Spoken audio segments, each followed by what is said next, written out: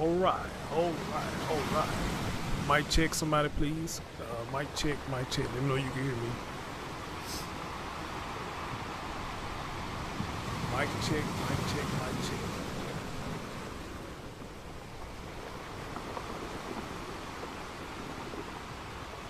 Let me know you can hear your boy. Let me know you can hear your boy.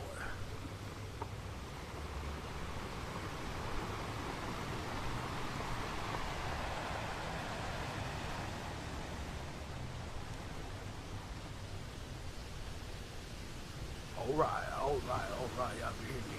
All right.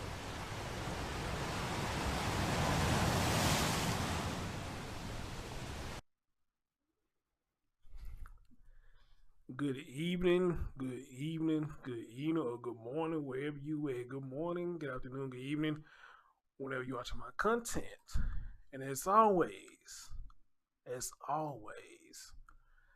like, comment, subscribe, and share. All right, speaking of sharing, I'm doing it right now.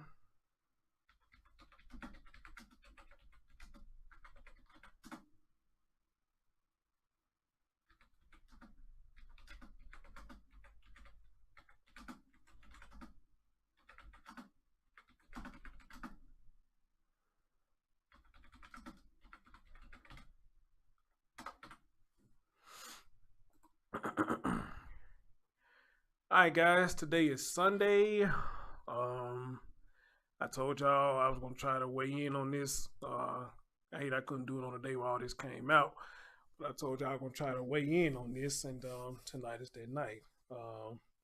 Before we go, I don't know if anybody tried this. Hey, y'all tried this? This BioFreeze, man. This shit is strong as hell. When you put this shit on, man, shit make your eyes water, you know. So, but I think it does the trick, though. I guess it's like icy hot, but it just stay cool. And then this shit strong as hell, so that's why y'all see my shoulder out. I just put that on. Let me get a shout outs. Melissa, what's going on? Fight for Kids. They can't say they said, what's going on, dear? Hey, Sylvia, what's going on? Tamika and Abita. Patty, excuse me. Melanie, what's going on? Been a minute since I seen you. Roll a mile. Pretty Baby Elephant. That's a unique name. Good evening. Lisa, Leisa, Irving, you was here earlier. I don't know if you still here. Good evening. Tori Stalk, you came here earlier. Good evening. Good evening. Good evening. Good evening. All right. Pandy's Hair, Candy, and more. What's going on? How you doing? How you doing? Good evening. Yes, a Pretty Baby Elephant. Ain't that shit strong as fuck? Man, that shit strong. You just put it on, your eye just be out. Eyes like they about to bulge out your damn socket. This shit be so strong. So this shit strong as fuck. This shit strong as hell. Alisa Howard. Yeah, BioFreeze, man. That you see right by being right there by my face, every time I put it on,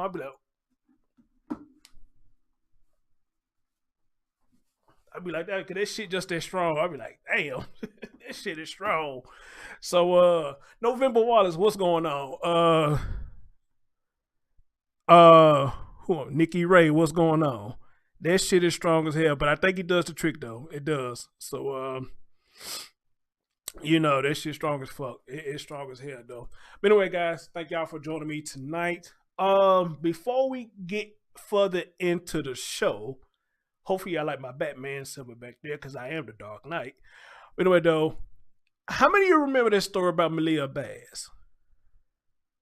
Oh, y'all do, Lisa? Cool. That's what's up then. And that shit will knock out some pain. It knocked that pain out for real, for sure. And if those of you who are sensitive, it probably sting you a little bit if you're sensitive to it. Hey, George Jackson. How many of y'all remember this story about Malia Bass? I covered this story, and I think a lot of other people covered the story too. But I think I'm the only YouTuber that talked to the dad. Not tooting my horn enough, but I think I'm the only YouTuber that I know of that actually talked to the father. How many of y'all remember this story about Malia Bass?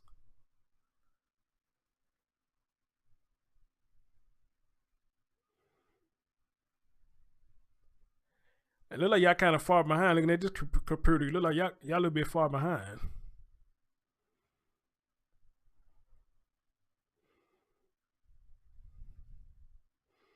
Tamika, it don't help you? Oh, wow. Okay. Melissa said she don't know. Wow, you don't know about the story? Okay. Anyway, guys, actually, earlier today, I supposed to have went live with the dad because he contacted me today, and he said he want to come back and he want to speak because I think his baby birthday coming up Wednesday. Now I hit him up and told him we could do it around about 6 o'clock, but he never responded. So I don't know what happened.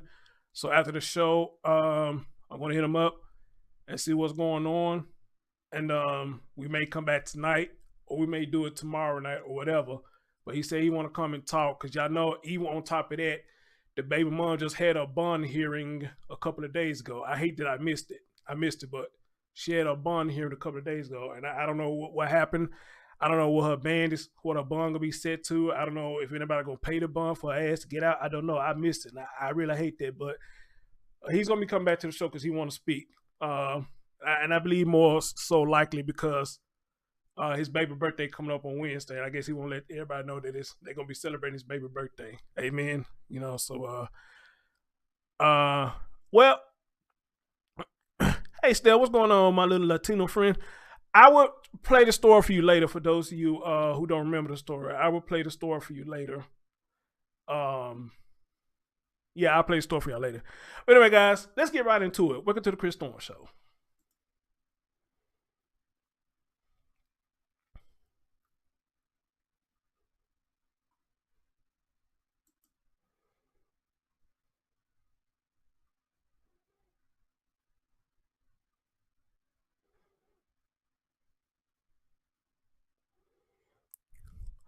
All right. All right, guys, we're gonna get right into it. So, guys, we had a couple of things that happened this week. We had Bayan Wang did another interview with I'm gonna call his name Detective Torres. John Walker. I don't know why. Who Detective Torres? I forgot what the name of the show he was on. I don't even know why the fuck he even came to my mind. But Bayan Wang and Chief John Walker had another interview. Also, this week we got wind that there's been a human trafficking bust down there in Bakersfield, and not only that, some couple of y'all send me videos of this shit been going on down there in Bakersfield. We're gonna talk about all that right now. We're gonna talk about all that right now. So let's get right into it. We're gonna get right into it. We're gonna talk about the bust first, and then we're gonna do the interview last. So let's listen about what's going on with this bust. With this trafficking bus. And if y'all don't mind, share this out and get the likes up. Let's have a listen. Trafficking ring in Bakersfield. It's a devastating crime that affects thousands in Kern County every year. 17's Moses Small joining us live now along South Union Avenue with this report. Good evening, Moses. Tammy, good evening. I'm outside the Desert Star Motel in Bakersfield where law enforcement descended in force at about 7 this morning. We say they're breaking up a crime ring, targeting some of the most vulnerable members of the community. Behind the flashing lights and yellow tape, police find an unsettling scene. The activity this morning here at this tape, police find an I want y'all to see something. If y'all can see my cursor. When I saw this new clip earlier, I saw these two girls right here. I don't know if these are minors. I'm assuming they minors. And when I saw them out there wrapped up in cover like that, they made me sad. It made me sad. And here's the reason why it makes me sad. Because we all thinking that the boys have been sold. We think they have been sold. And a lot of us thought maybe they was a part of this right here. But I think it came out that they not a part of this. But to hear this bust going on and to see these two young ladies out here and we got these two boys missing, that kind of did something to me. And then it also did something to me with this right here. Y'all know how some of these girls, a lot of times, they get hot. How my grandma used to say, they get hot in the ass. Around about 15 to 16, they start smelling themselves. And they're like, you can't tell them anything. Y'all ladies know what I'm talking about. And you men who got daughters, I'm pretty much sure y'all know what I'm talking about too. and I'd have seen it and I'd have heard it. I'd actually talked to people who have said that their teenage daughters had ran off. They thought they ran away because they found them with a boy. And, you know, and it made me think about stuff like that, you know, and the dangers that these young ladies don't know that they possibly putting themselves in. But let's not stop at the ladies. Let's talk about the young men too, because they trafficking young men as well. You know, we smelled ourselves, Lord knows I did. I smelled myself around about 16 or 15. Never ran away from home. But, you know, I didn't like my mama saying nothing to me. You know, because I like, you know, hey, I'm 15 years old. I know the ins and outs by now. But I was dead wrong. It was a lot more to the world than just getting out thinking you could do what you want to do. And you haven't smelled the roses yet. Amen? So when I saw this right here, it just made me kind of think about that, man. You know, so, yeah, sad. Unsettling scene. The activity this morning here at this motel is the result of a joint investigation between local, state, and federal partners into some human trafficking at this location. Bakersfield police partnered with Homeland Security and the FBI, deploying canine units and armored vehicles. Authorities say this sting is years in the making. I really want to commend members of the Bakersfield Police Department and federal agents for working the last 2 years to bring down this motel, which in essence is a modern-day brothel. 3 suspects are in custody, according to a Lynn Ann said, well, just smell yourself mean. That means, you know what I'm saying, you think you know it all at an early age, pretty much. Or you kind of think you better than everybody once you kind of hit something, and just because somebody else ain't got it, you toot your horn and sticking and looking down on other people who ain't got it because you got it, you know, somewhere around that area. But I think it's mainly for a term for young people. All right. BPD press release. 43-year-old Curtis Moore of Bakersfield was arrested for felony firearm possession and participating in a street gang. The other 2 suspects face federal charges related to human trafficking. Their exact charges and identities have not been released. Officers say they also found 3 illegal firearms and confirmed that the January 15th arrest of Javon Lewis is related to this case. Human trafficking experts say this problem isn't new. We've been down on Union Avenue for 12 years now. So our studies show that there's 750 to 1,000 different women who are being sold in the city of Bakersfield over the course of a month. 8 out of 10 of them are not out there by choice, but someone is actually profiting off of them. Experts say many victims of sex trafficking are too young to drive a car. The average age that a girl enters into human trafficking is 11 to 13 years old.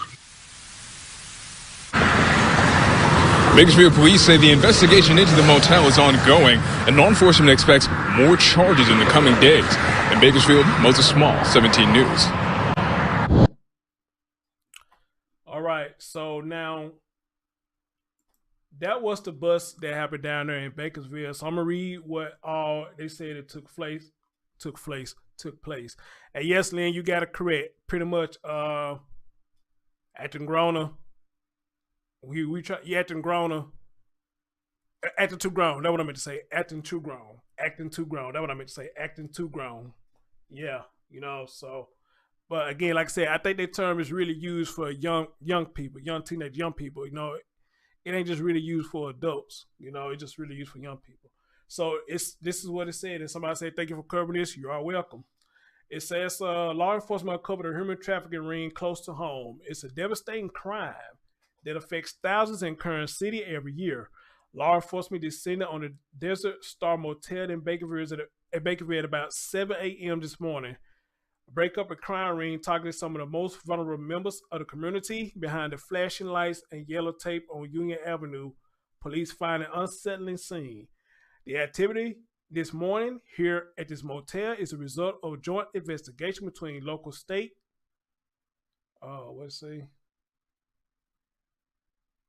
between local state and federal partners into some human trafficking at this location, said Bakersfield Police Chief Greg Terry. Bakersfield Police partnered with Homeland Security and this hour, law enforcement. Whoa. What was Here are AARP's top Jesus tips Christ. on care. Where was I at? Oh, Okay, they partner with Homeland Security and the FBI, deploying K9 units and armored vehicles. Authorities say this thing is years in the making. So they've been scoping them out for a minute. They say, I really want to commend the members of the Bakersfield Police Department and federal agents for working the last 2 years to bring down this motel, which is in essence a modern-day brothel, says Cynthia Zimmer, Kern County District Attorney. 3 suspects are in custody, according to a press release from the Bakersfield Police. 43-year-old Curtis Moore of Bakersfield was arrested for felony firearm possession and participating in a street gang. The other 2 suspects face federal charges related to human trafficking. Their exact charges and identities had not been released. Officers said they also found 3 illegal firearms and confirmed January 15th arrest of Javon Lewis is related to this case. Human trafficking experts say this problem isn't new. And it's not going to finish show y'all some other videos in a minute. We've been down on Union Avenue for 12 years now, said Doug Bennett, the founder of Magdalene Hope, a local organization that fights human trafficking. Our studies show there are 750 to 1,000 women that are being sold in Bakersfield. Holy shit. Over the course of a month, 8 out of 10 of them are not out there by choice, but someone is actually profiting off of them. Experts say many victims of sex trafficking are too young to drive a car. The average age that a girl enters into human trafficking is 11 to 13. 11 to 13. Said Bennett.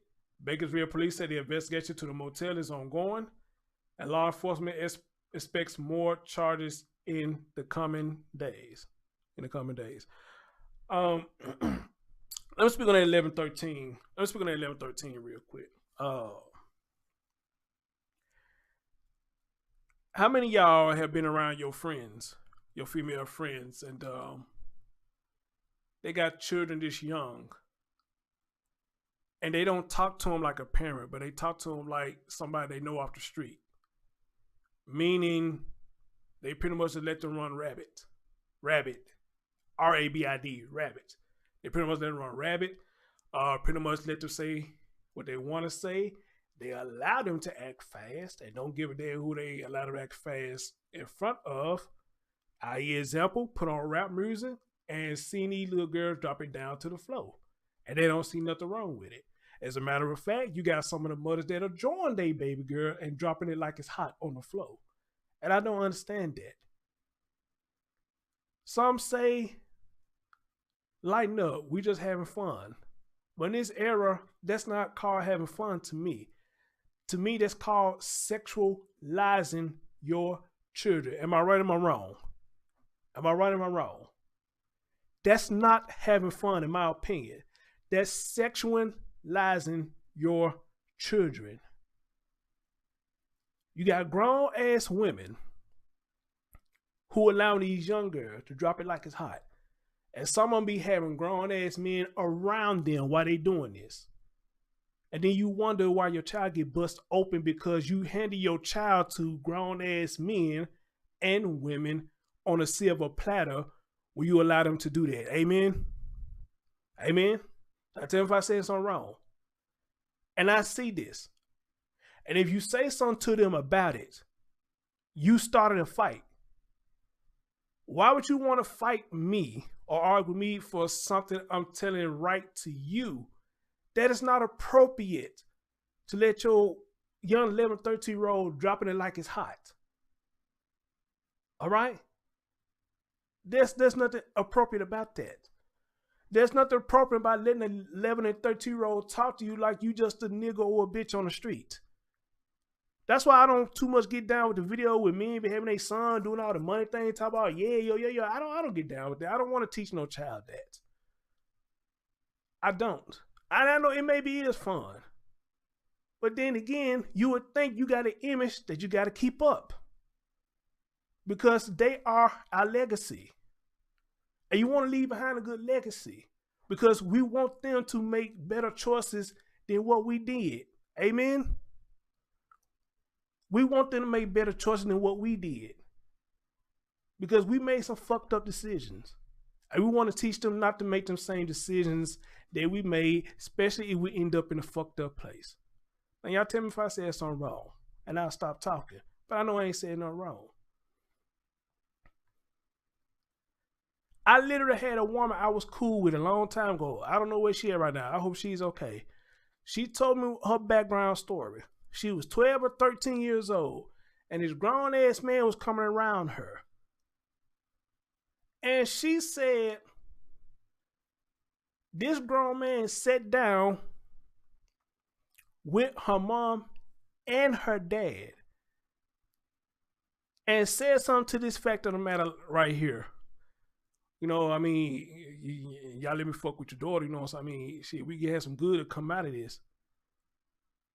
And I had to ask her 2 times to repeat what she said.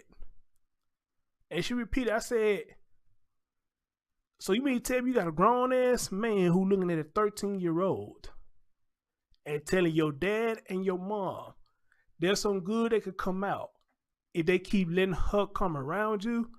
I said, please tell me your dad got up and mollywopped his ass. She said he didn't.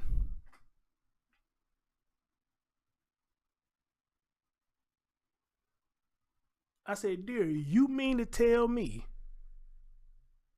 your mom and dad sat up here and listened to this man say this, and nobody got up and whooped his ass? I bullshit y'all not, y'all. She said nope. Didn't do nothing. And they talked with him as if they were interested in what he had to offer.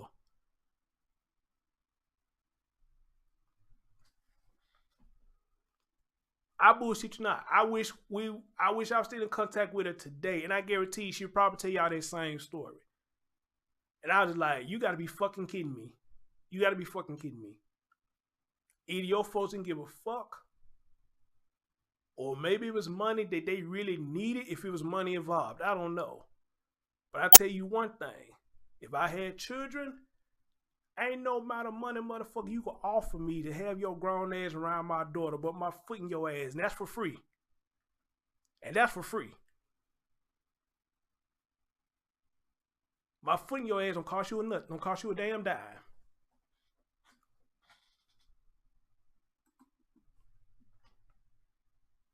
And that hurt me when I heard her say that. And she cool people. She was cool people. But that hurt me when she said that.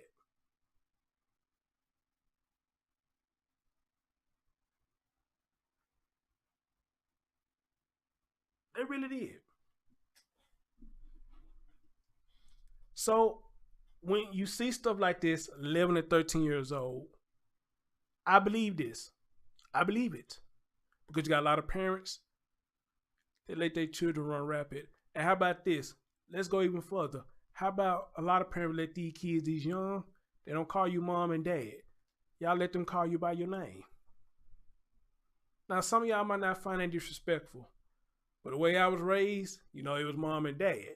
And if you call them by their name, you finna get fucked up. And I hear these kids, they don't say mom. They call them by their name. And the mama don't say nothing. The mom don't say shit. And again, you can't say nothing because you picked a fight when you say something.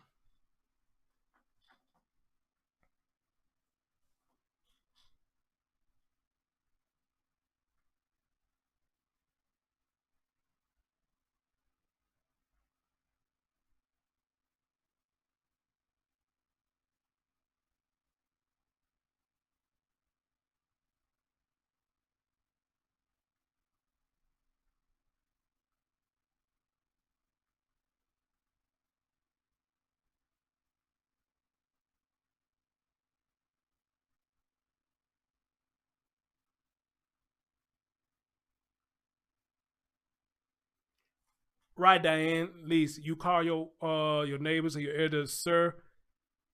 How many of y'all remember that you can't say huh? You can't say what? A lot of people thought that was disrespectful when you say huh and what. You know, and sometimes you get popped in the mouth when you say that. Or they say, what you say? Ma'am? Okay. That sounds better. It sounds better. Okay. So again, people, this shit is real. What up, Cub City in the building? What's up, bro? So guys, seriously, this shit is real. This human trafficking shit is real. It's real. It's real. And it saddens me. It really does sadden me. All right. So, and I recommend to any men, I'm not going to say this, y'all might not like it. I recommend any men, if you see a woman, you trying to holler at a woman and you see how she treat her kids, and you see she treat her kids like that, yeah, you might want to get that ticket back to your hometown. You might want to take that ticket back to your hometown. Because the way I look at it, if she treat her kids like that, she going to get bold and try to treat you like that. And I know a lot of us men, we stubborn. We ain't finna have that. I'm not your child. I'm just a man, you know what I'm saying, who try to be down with you. You know, try to see what the dealio is, what we say down here in Memphis, what the business is. But if this is the way you treat your children, and this is what you allow your children to do, how can you expect me to respect you when you're not even respecting yourself or respecting your children enough to put them in a place? Somebody, man, y'all don't want to hear me. Y'all don't want to hear me. I'm wrong. I ain't supposed to say this. I'm wrong. Y'all don't want to hear it.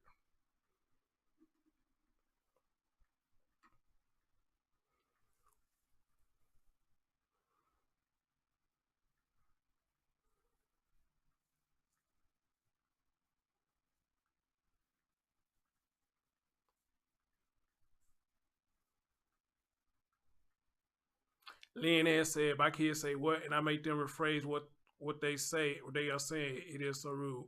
Good deal. Good deal. Good deal. All right, guys. We're going to play out another clip of trafficking. This is also in Bakersfield. This one happened in 2019. All right. So let's hear what they got to say about this one.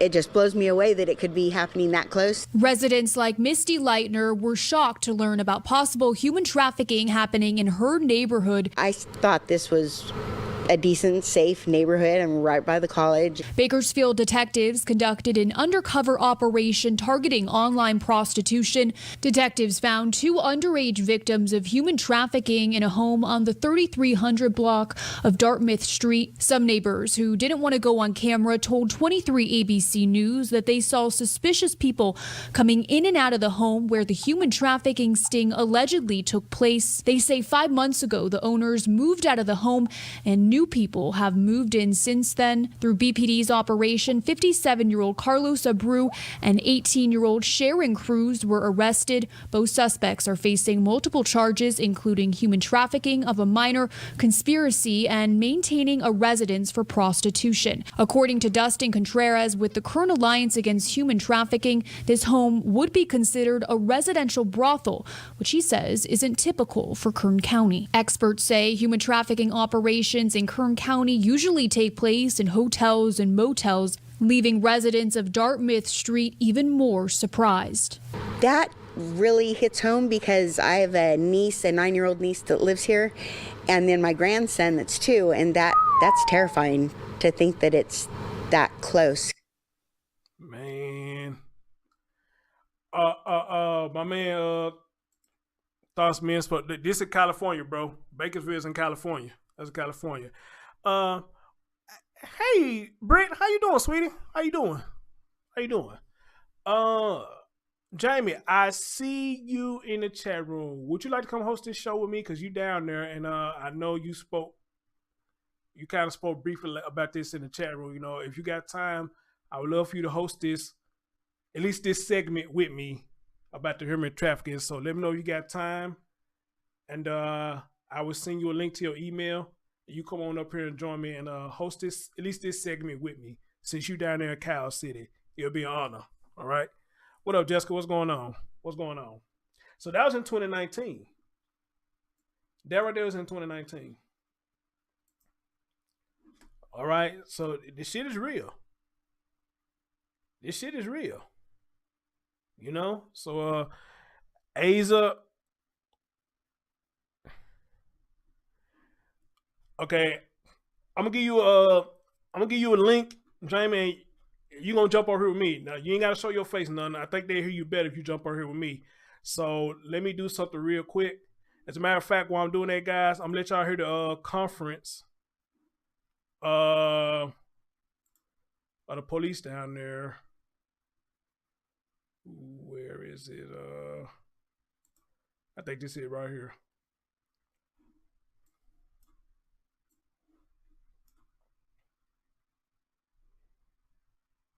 To our local, state, and federal law enforcement partners, some that are standing here behind me, some that are other agencies involved that aren't here, but this could not have happened without their partnership, and I really want to thank them for investing and cooperating with us in focusing a large amount of resources here to deal with this issue in our city.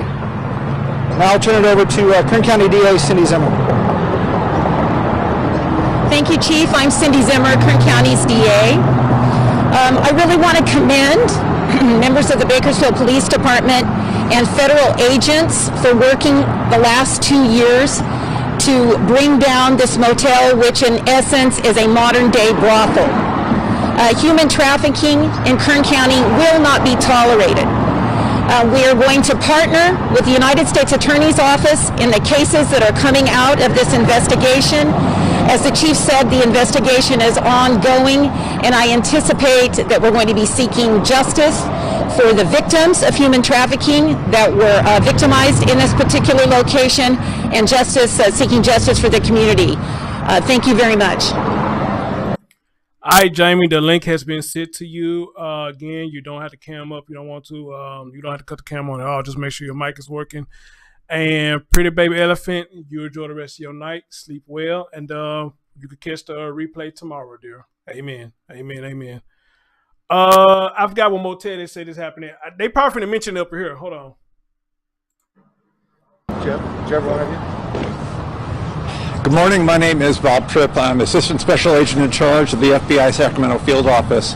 Human trafficking is very high priority for the FBI, and we are most effective in that fight when we collaborate with our local, state, and federal partners. I want to thank the Bakersfield Police Chief, the Kern County District Attorney, and Homeland Security Investigations for their outstanding collaboration. Thank you. Good morning. My name is Jeff Brannigan. I'm the Assistant Special Agent in charge for Homeland Security Investigations here in the Central Valley. Human trafficking investigations are a high priority, a top priority for HSI throughout the country and throughout the world. Crimes of victimization, to include trafficking and crimes of child exploitation, are areas of law enforcement where HSI works tirelessly with our state, local, and federal partners. I'd like to thank the FBI, the Bakersfield Police Department, and the Kern County DA's office for their cooperation and partnership in this investigation. Thank you. Okay, thank you very much, and we'll be happy to take a few questions if there are some. Just remember, more details, specific details about what's taken place today and throughout the last 2 years will be released later this afternoon.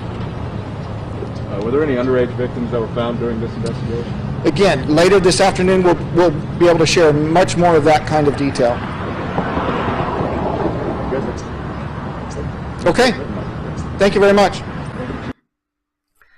All right, guys. What up, Shotgun? Long time, my brother. How you doing, man? Long time. Guys, Jamie has made it up here with me, so let me bring it in. Can you hear me, my friend? Yes. How you doing, dear? I'm good. Finally got all the kids to sleep. Yeah, say that one more time. I got the kids to sleep, so I'm all okay. right. So you got a little time then. Yeah. Okay then. Ladies and gentlemen, this is Jamie, the lady who I did an interview with a couple of weeks ago, and I'm glad she made time to come join me tonight. Jamie, talk to me, dear. What is really going on down there with this trafficking? And man, is it really that bad like they saying it is? You can go down on Union where they just did that, and any time of day or night, they're walking up and down the street. You can see probably 20 to 30 women every hour.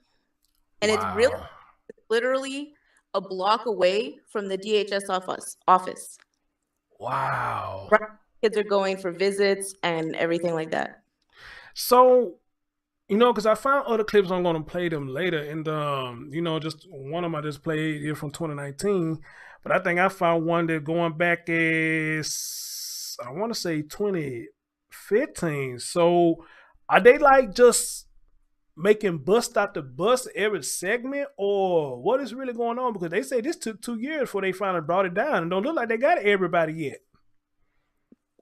You see police down there all the time, but that area it's very low income. It's a bunch of those hotels where you can pay by the day kind of thing, or you can pay like $100 a month to stay there kind of thing. And I've actually gotten a couple foster kids out of those hotels that they were living there with their parents at that point.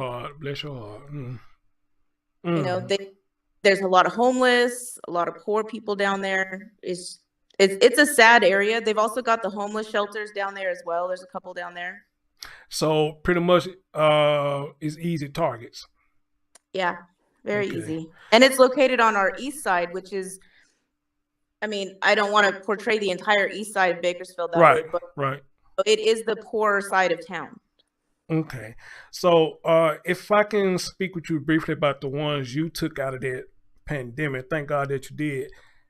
How was you able to get them out of there? Because I know they probably were traumatized when you got there, you know. So how long did it take for you to, I guess, counsel them or get them counsel to get that, to try to get them on the right path, you know? Because that's a lot to get through being trafficked. I know that's a lot for anybody to go through. I don't wish it on nobody. Well, I can't say the ones that we had specifically were trafficked. We had a 2-year-old and a 3-year-old. We were emergency foster at that point, so I picked them up straight from the police, basically, and had to take them home. They were filthy. I found out later that the mom was doing a lot of drugs, having a lot of men in and out. The house, or it was like a hotel that she was living in, and it was hoarded up to the ceiling. The police officer that tested it was bugs, and I mean they were black, and so their hair was completely matted to their head, pulling off with sores. We kept them they were supposed to stay for a month. We decided to keep them, and we were actually planning on adopting, but we had our daughter already. And that's why I can say I'm not sure if they, you know, how much they were involved in it, but the little boy did start acting out sexually towards our daughter, so we had to break. Dang. Couldn't keep him, and then they ended up finding a home for them together, thankfully, with another family. So they were out of that situation. Jesus, man, golly. Well, I can say, dear, thank God for people like you. So let me ask you this, if you may answer this question right here. Now, the guy who talked, he said usually these not people that's doing it on their own will. So I guess if it's safe to say, is these like people, some of the youngest, they like runaways and stuff like that, and they just get caught up in this, or what do you? Ooh, I just can't imagine. Runaways. There's a lot of drugs in Bakersfield and Kern County. There's a lot of drugs. There's a lot of, I mean, Kern County has one of the highest foster care rates in California. Imagine how, and I know not all foster homes are good, so a lot of them run away from them. And then, you know, you've got the parents not caring, and then we are Central California. So from us, you can go to Mexico, you can go to San Diego, you can go to San Francisco, you can go to Nevada, which is just a couple hours. So it is a good jumping point for all this, and a child could disappear without a trace. Damn. Wow. Oh, what is the name of this motel anyways? Because somebody came in the chat room and asked, what's the name of this motel that they bust? Oh, there's multiple. Oh, it's multiple of them. Oh, wow. Yeah, it's Union Avenue is a couple miles long, the bad part of it, and it's just one right after the other, right after the other. Man, you see them standing out in front of stores. You see them, like I said, they'll walk right up and talk to you in front of the CPS building. What? Yeah.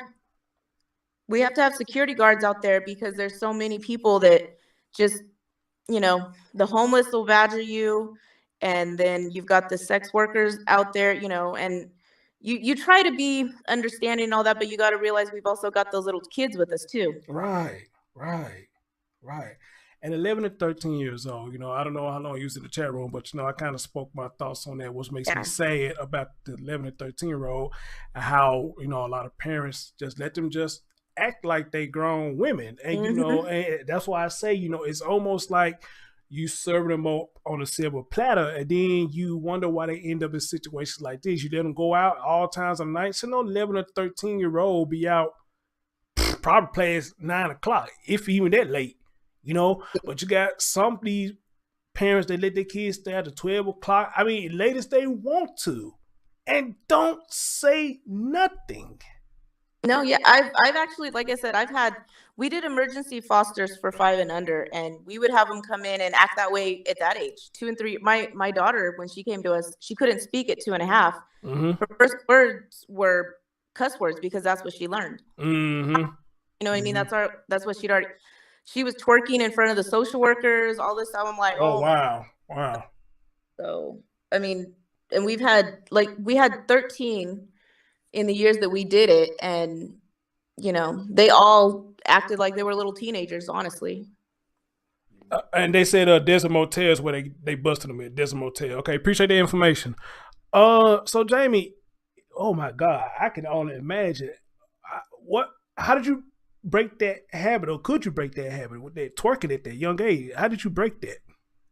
We just give a positive feed. I mean, we've had kids come in that they thought they were autistic, and if you give them the right environment and there's not chaos, and you know, they see structure, it really changes things quickly.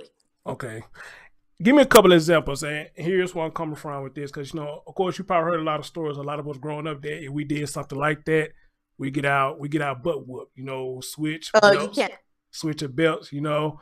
So it's all you just said you couldn't do that down there. So what kind of positive structure did you put out there, you know, to try to redirect them? And maybe you're gonna be teaching some people who listen in the background, you know. So what kind of positive constructive things you did to break them out their habit? I mean, the biggest thing is, you know, we had a set time. You know, you get up in the morning and you get dressed and you eat with the family. You know, the kids weren't in preschool and stuff because they had a lot of therapies and things like that. We would put them in. We're behind in gross motor and developmental things as well, just from being ignored, basically. Gotcha. So y'all pretty much kept them on if it's safe to use the word, a strict routine. Yes. Okay, good. Obviously, if we're with us longer, then yeah, you can relax. But in the beginning, you have to set those rules and stick to them. You know, we had dinner as a family every night. You know, luckily my husband's able to have a 9-to-5 job, and he was home every night and he spent time with them every night. You know, it helped a lot of the boys to have the positive male in there. Exactly. I agree 100%. I say that the best thing for children in this era, if you have a positive female role model for the women, you're in a good state.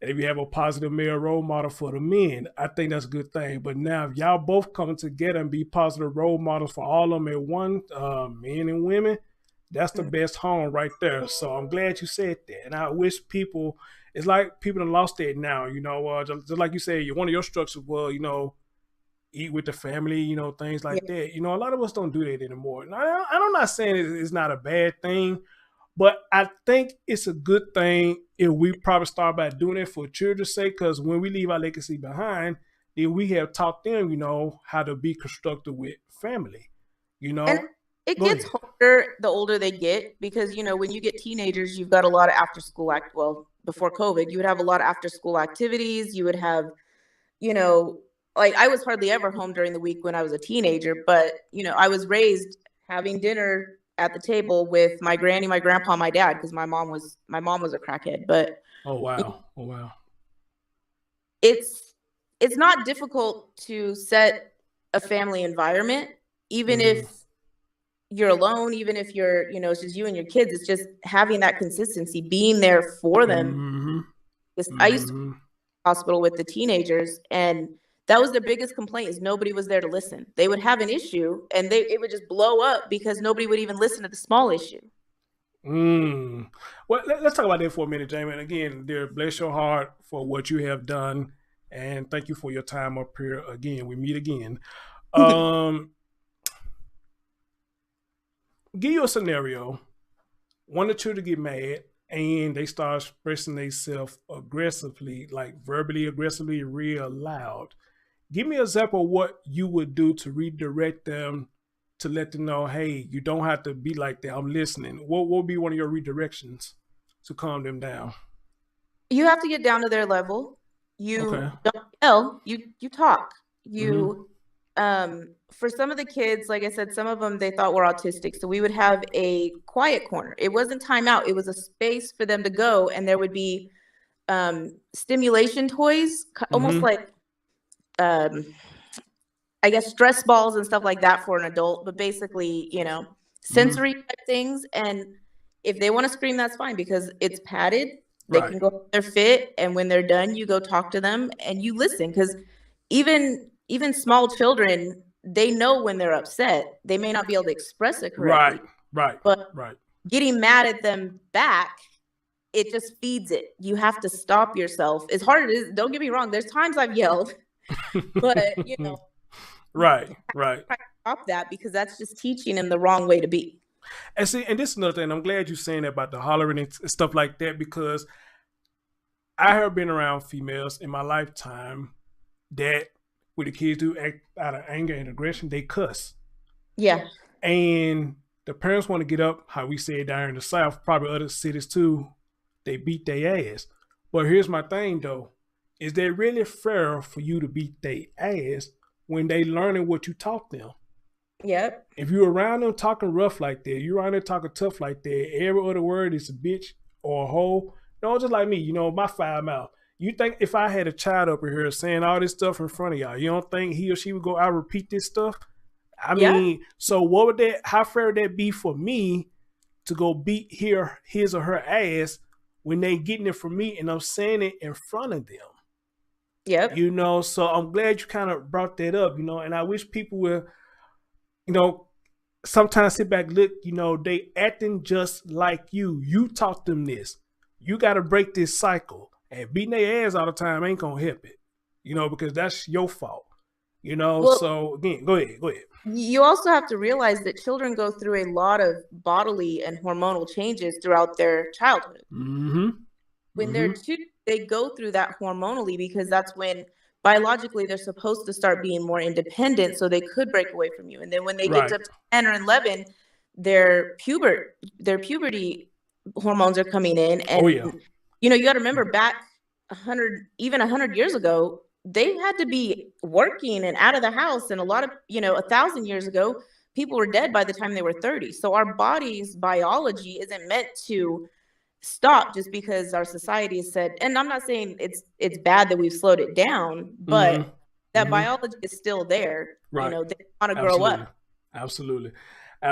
And again, you know, bless your heart, Jamie, we hear more people like you. I think this world will be a better place. And we do got people, but we need more. And I think we probably need more in the male category too, because a lot of us men love children, you know, but it's just crazy that a lot of us get dicked around with the system when we're trying to be there for our children, you know, and I think that's sad, you know, but again, I don't have any biological children, so I can imagine trying to go through the system, trying to fight to be there for my son or my daughter, you know, and again, I say this to people, if you're doing that out of spite, you know, you're not hurting the dad or the mom, you're actually hurting that child. Yep. You're hurting the child. Now, remember, a lot of them don't want to be either. Out of the 13 kids I had, I only had one father that would be in the picture. My own daughter, her dad absolutely refuses to even acknowledge her. We've asked him, even after she was adopted, we said, look, we don't want money, we don't want anything, we just want medical records because she has medical issues, and he absolutely refuses to even this. So Jamie, tell me a little bit about this, and I'll let you go after this deal so I get on with the program, and thanks again for your time. You said earlier your mom was a crackhead. So I'm going to assume that y'all probably have a good relationship. So how was your relationship with your dad? So my mom, she only started doing drugs when I was about 7. Her and my dad got divorced. He didn't realize how bad it was until my mom's mother called him and said, you need to come pick up the kids. So at that point, he came and got the court over with, and we didn't see her again. I was 18, and then I haven't seen her since, and I'm 38. My dad, our relationship was great, you know.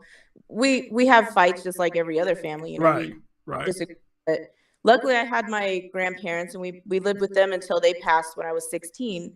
So I mean, I think that helped, having a lot of that family core, you know. Right, But yeah, right. no, my dad's always there for me. He's there for my kids, whether they were there for a week, a day, you know. My daughter is his granddaughter. He's never questioned, you know, whether she's adopted or not. He actually has two stepchildren who were adopted through foster care as well. And you know what? I'm glad you brought up the grandparents, because it's like with them, it's like they the one that hold the piece of the puzzle together. If you can't get direction from the mom and dad, granddad and grandma was always there and can lead you to and redirect you in that direction. And because they already been here and they done their thing, all they doing is sitting back and just waiting. Hey, you know, I'll be here for you till my time ends. And they do be here for you for their time ends. So I'm glad that you brought up the grandparents thing, because I think that's what a lot of these children need too, is grandparents and grandmothers, because they really redirect you. And then it leaves a lot of times a question with the mom, like, why do they act this way with you? Because my mom used to do that. She used to ask me, why do you act this way with your grandma? But with me, you know, you don't ever want to talk to me and this, then the third. It's the approach. Yeah. It's the Well, approach. in all fairness, my dad's the grandpa that says yes to everything. So my kids are ice cream. So yeah, it was them. The grandmother and the granddad was the structure, and they had the approach. Now, don't get it twisted. Now, grandma and granddad will make you feel shameful too, but they'll let you know that this is what you need to survive, and it's called tough love. And that's the thing. You can be tough and still show love. And Thank that's you. the Exactly. you have to Exactly. show that you care, regardless if you're angry. Right. Jamie, if you don't mind, before you go, tell them about the vigil y'all having tomorrow, if y'all still having it. Yes. Rain or shine. We're not supposed to get rain here. It's supposed to be windy, but we're used to that in the desert. Me and another lady are gonna host the candlelight vigil tomorrow in front of the boys' house. Okay. At 2:00. We've been asked, are we doing it in remembrance? No, we're doing it to bring a time of peace and to lift our prayers all together, because the more together, the more powerful the prayer. Absolutely. We want to bring some togetherness to the community, because we're all feeling it. We're upset, we're angry, we're hurt, Absolutely. you know, and we need to get back that hope and faith. So, all right, ladies and gentlemen, well, y'all heard it from Jamie yourself. If you are in Cal City, you want to, they have a vigil for the boys tomorrow that you would like to join, go out there and support, and hopefully we can have some good news with this story. Hopefully the boys are alive, or some will just want closure, period, at this point. We just want closure. All right. So Jamie, thanks once again, dear. I will invite me on. we're gonna have to do it one more time, because you know, we talked about the chief and all that. We're gonna have to talk one more time. So just let me know what your availability is, and I'd love to bring you back, dear. All right, thank you. Thank you. Ladies and gentlemen, that's Jamie White. That's Jamie White. Now y'all see why I love Jamie so much? Don't y'all see why I love Jamie so much? How can you not love a person like that? You know what I'm saying? I will leave this stream y'all open in case somebody want to jump on later and speak. You know, I'll leave it open. If you want to speak, just send me an email. I will send you a link, and you come up here and speak your mind. And I saw somebody in the chat room say, you know what? I like this conversation. It's what's needed. Yes, it is what needed. Consider what we're talking about. This conversation was needed. And I'm hoping that I got some youngins. I hope I got some youngins that's probably listening in the bushes, that you ever decide to have children, you could listen to what me and her talked about and take heed to what we said. Because we already been there. We know the mistakes that we made. And we know the people who picked us up and let us dust ourselves off and try again. And they was always there to help us dust ourselves off and try again. Amen. Amen. Amen. Amen. So everybody show Jamie some love. Show Jamie some love. And I think I saw Rio. Hey, Rio. Cold Pepsi, I think I seen you. Hey, dear, how you doing?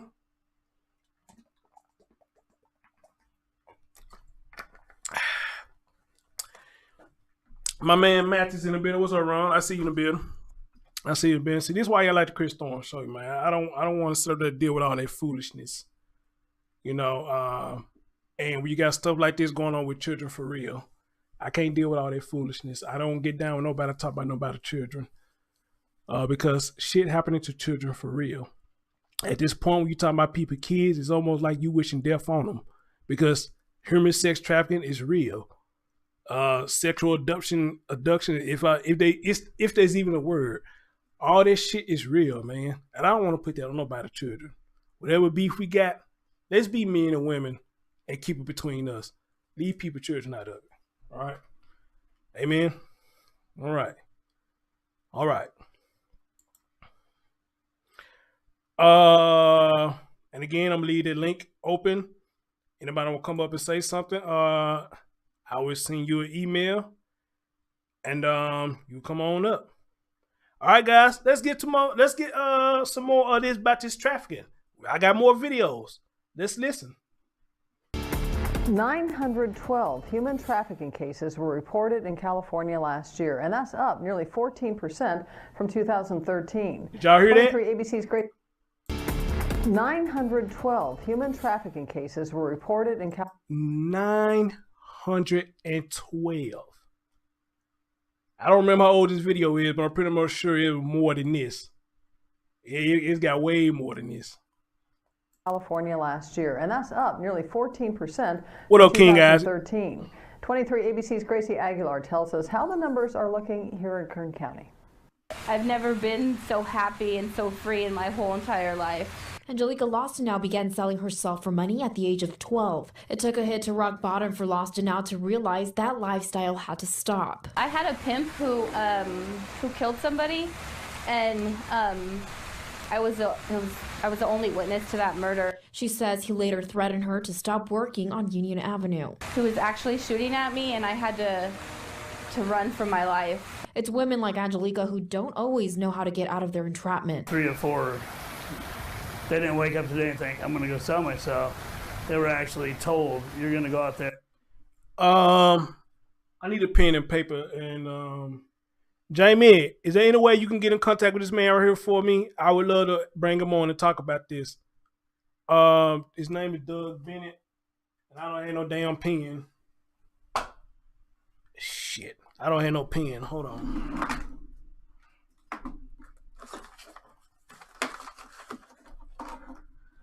I'm gonna see if I can find Mr. Doug.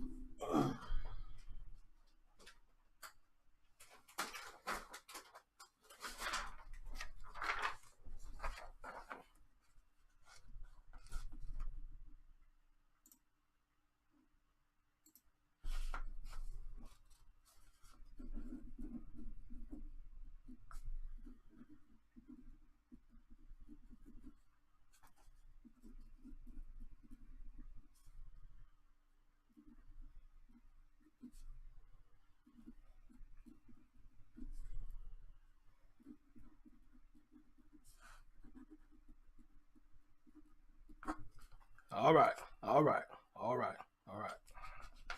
right.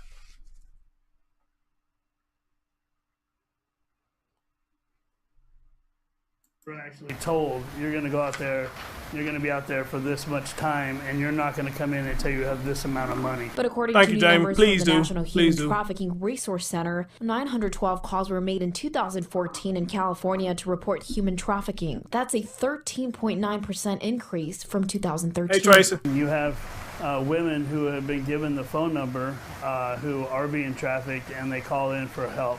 And then you have people who actually see something maybe that doesn't look quite right. Doug Bennett, who founded an organization to help women get off the street, says the number of reported cases are also increasing in Bakersfield. Last year we ran a billboard from June to November, and during that same span in 2013, there was a 230% increase to the hotline. Through awareness and outreach, Bennett and other local organizations continue fighting against human trafficking. We're in talks right now running the same billboard at the same place from September through January of 2016. And for the women who want out, Lawson now says there is hope. The enemy has us blinded and trapped and believing that this is all we are capable of doing and all we're worth doing.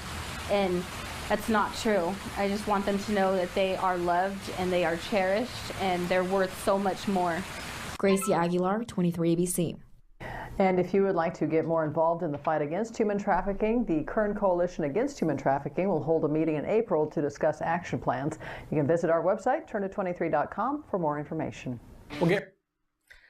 All right, guys, again, another video. Bakersfield, this shit is real, you know, it's real. Wrote him out, said, Chris Thorne Show, you are a blessing and an angel as well. Thank you for doing all that you do for these kids. I respect you and Jamie White so much for doing what you do for these kids. Hey, no doubt, no doubt. Like I told y'all, I don't get no money for this. You know, people think a lot of us get paid for this. I mean, I am eligible for monetization, but I don't cut that on because I don't do this for money. But if anybody want to donate, you know, I mean, you could donate, you know, I mean, it's all good, but I don't need no super chats. You know, I don't need this. I don't need that. You know, this is strictly from the heart because I do care. All right. So you probably never see my super chat on because this is not what this is about. Then plus YouTube take a certain amount out of it anyway, so it won't do me no damn good. So this is strictly from the heart and a hobby. All right. It's strictly from the heart and a hobby. I get nothing for this. Nothing.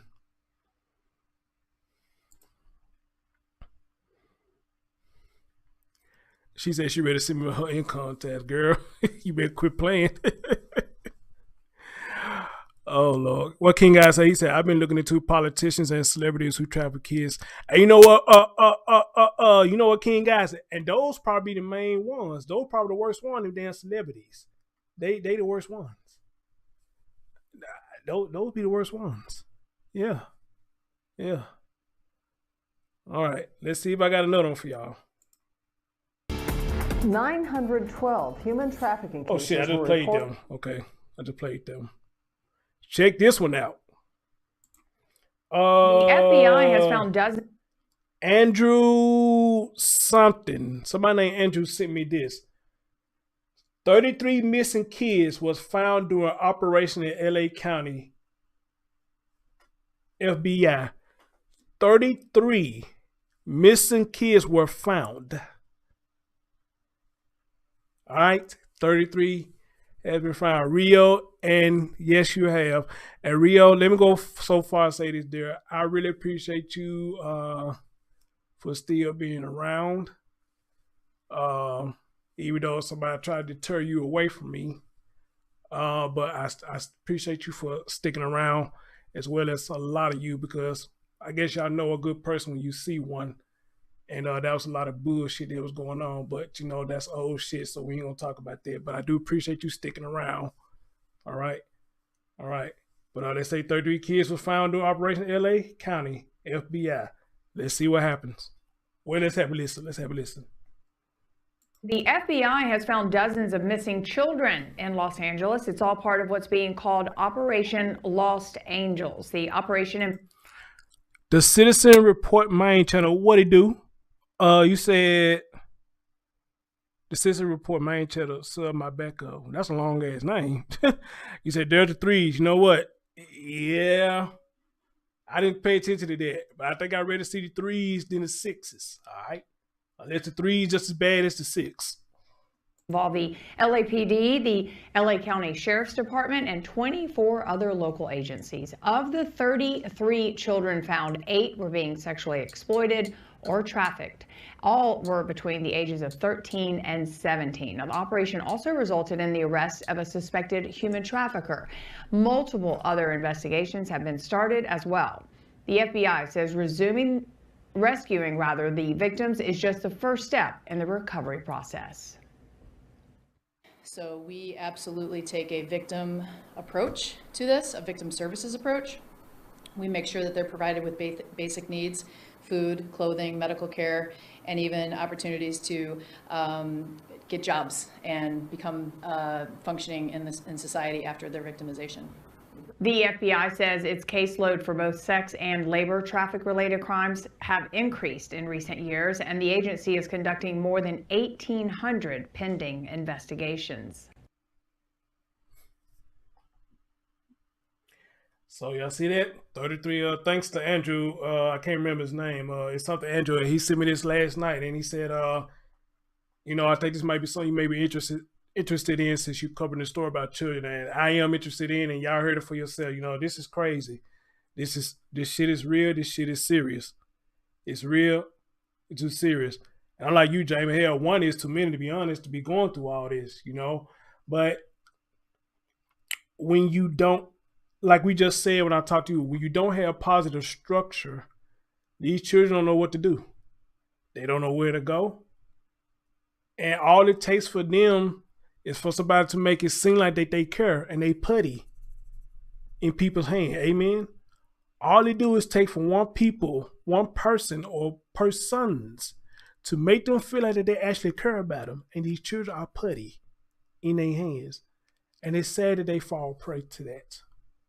And nobody's there to rescue them. To a lot of times it's too late. But thanks that these kids where it was missing, 33 of them has been found. But it makes me sad at the same time because we got 2 that we're looking for to be found now. And they can't even find these 2. But LA found 33.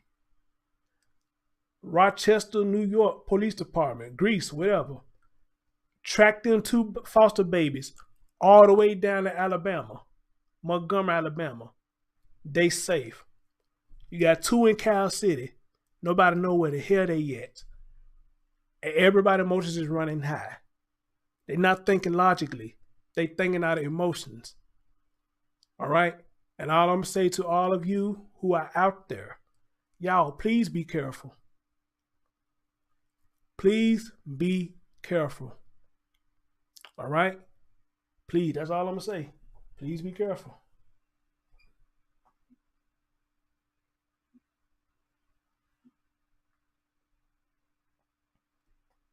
Please be careful. What up, Jay? And again, if y'all want to come up and talk, let me know you want to talk. I give you my email. I give you the link. You come up here and speak. All right? I have no problem with doing that.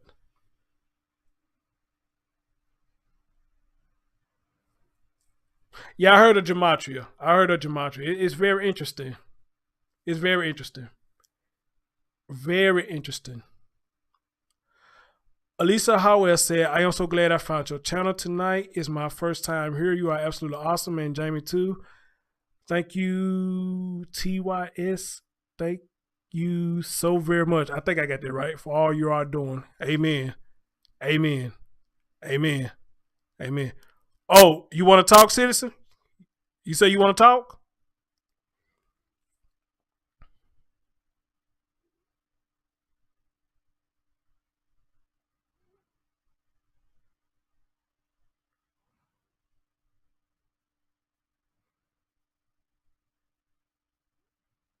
Yes, it is, Clarissa. Very awful. Hey, Savannah, what's going on? Oh, you say you want to talk? All right, cool. Send me an email.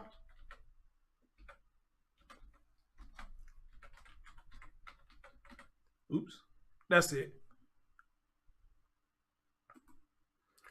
All right, send me an email right there, and I will send you the link. You come on up here and talk to me. All right?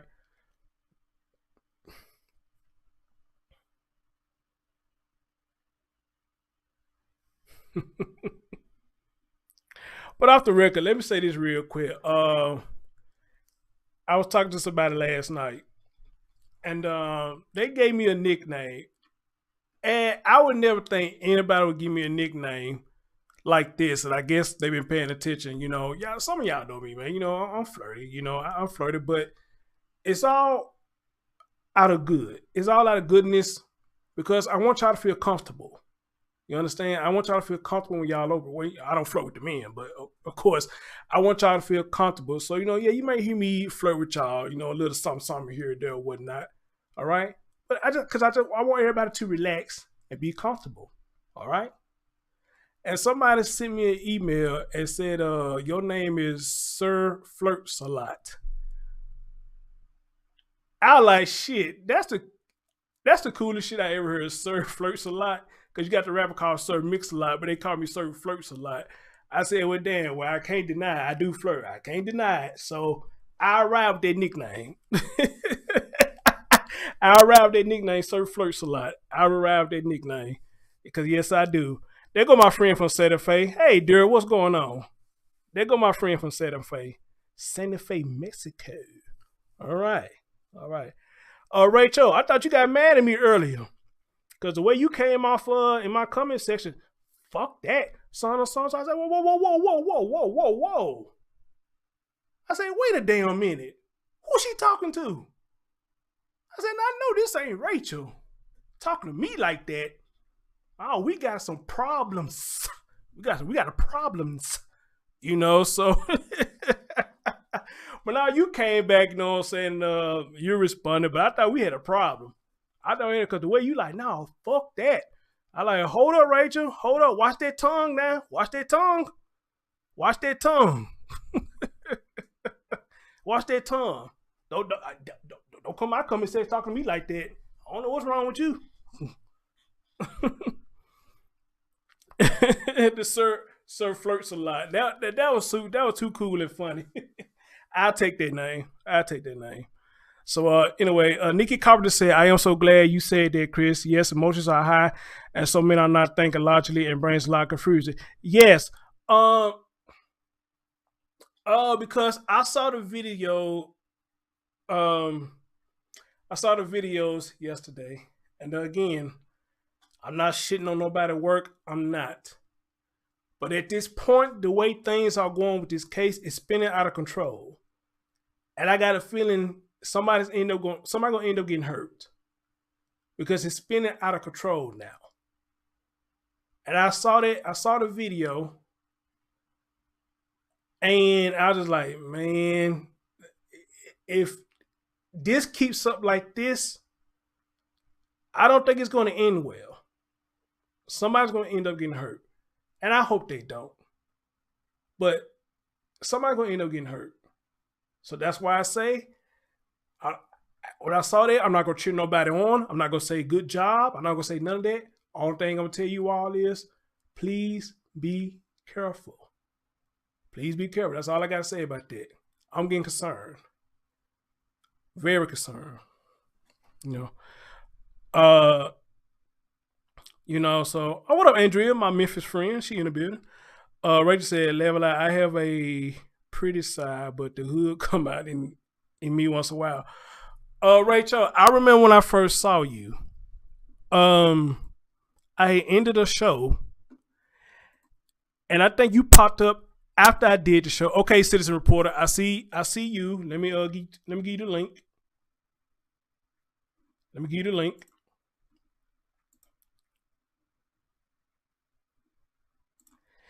And after I did that show, I saw you pop up. You like, I don't know how your voice sound, but you like, dude, you is badass. You said, dude, you is badass. I said, oh, that's what's up. That's what I'm talking about. And I saw that, I said, damn, that's what's up. Rachel said, I'm badass. All right now. You say, dude, you is badass. So I appreciate it. Citizen reporter, I did just email you back, and you got the link. You come on up here and talk to me. Where I need to go? I'm trying to go. Where am I going? All right, guys. So we got the human trafficking stuff out the way. So now let's get into the main event. The new interview with Bayan Wang and the chief. All right. So let's get into it. Oh, hold on. Somebody just came on.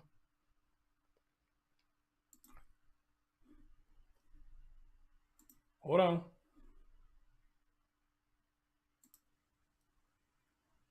Wow, Miss Hello Bitch. there. Miss Bitch. All right, I hear you. I hear you. Good evening. How you doing? I'm all right. How are you? Nice to meet you. Nice to meet you too. We got a lot of this. This is a touchy stream. The whole thing is touchy. Period. The trafficking of children and these two boys. We want to know what these boys say. Just children. Period. Just getting messed around in this crazy world and this crazy system. What's your thoughts on that? And then talk to us about this gematria, because I have heard about gematria. I don't fully understand it, but I have heard about it before. So if you can kind of explain it to us too. I don't. Well, to preempt this, I don't truly believe in it. But it is kind of. Sometimes it maybe the coincidence factor is a little high, but they say supposedly that if they've got news stories that have the number 33, or the multiples, or the root numbers of 3 or 9, then those news stories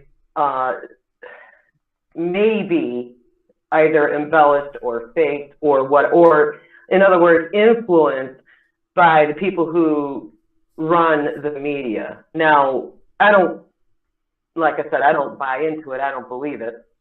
But it is interesting to kind of see. Yes, it is. That it is. How often it comes up, because then you got to stop and think, well, yeah. I mean, at what point are we going to stop? Are we going to say, well, all right, how many coincidences, they're going to be before we start saying, well, all right, there's a pattern here.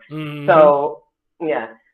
That's what basically it's about. I don't know how to do it. I mean, like, there's some people, some YouTubers, and who are really far into it, and like they'll take people's names and come up with all these numbers. I'm like, that's just too far into it for me.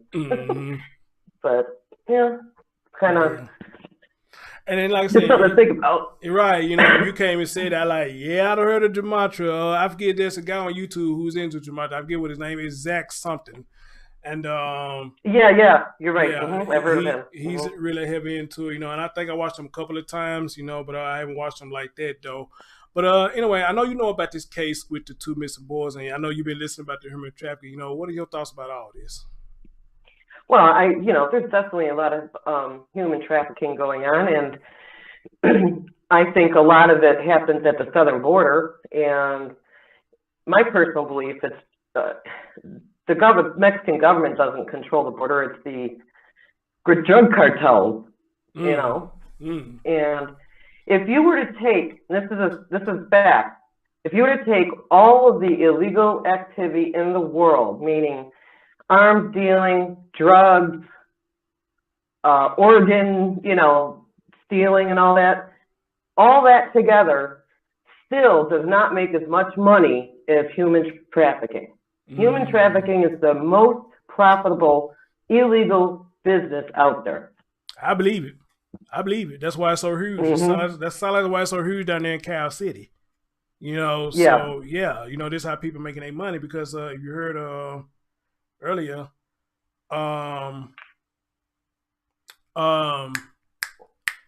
I just lost my train of thought. Shit. When I get my thought together, I come back. Go ahead. You got something else you want to say? I don't know where my mind went that fast, but go ahead. Yeah, no. We were talking about you were talking about Cal City. Yeah, Cal City. Because I don't know if you was here when Jamie came on, because she's down there in Cal City, and she was like, that's the poor side right there. I mean, the income is low. I mean, just, I guess, other terms, poverty. And it's crazy down there. And for this to be going on so long as it has to be a profit in it. That's why it's been going on so long. Go ahead. Yeah. And if you, I don't know if you've researched like the CIA and politicians, and I like to watch a lot of documentary videos about whistleblowers, CIA whistleblowers and other people.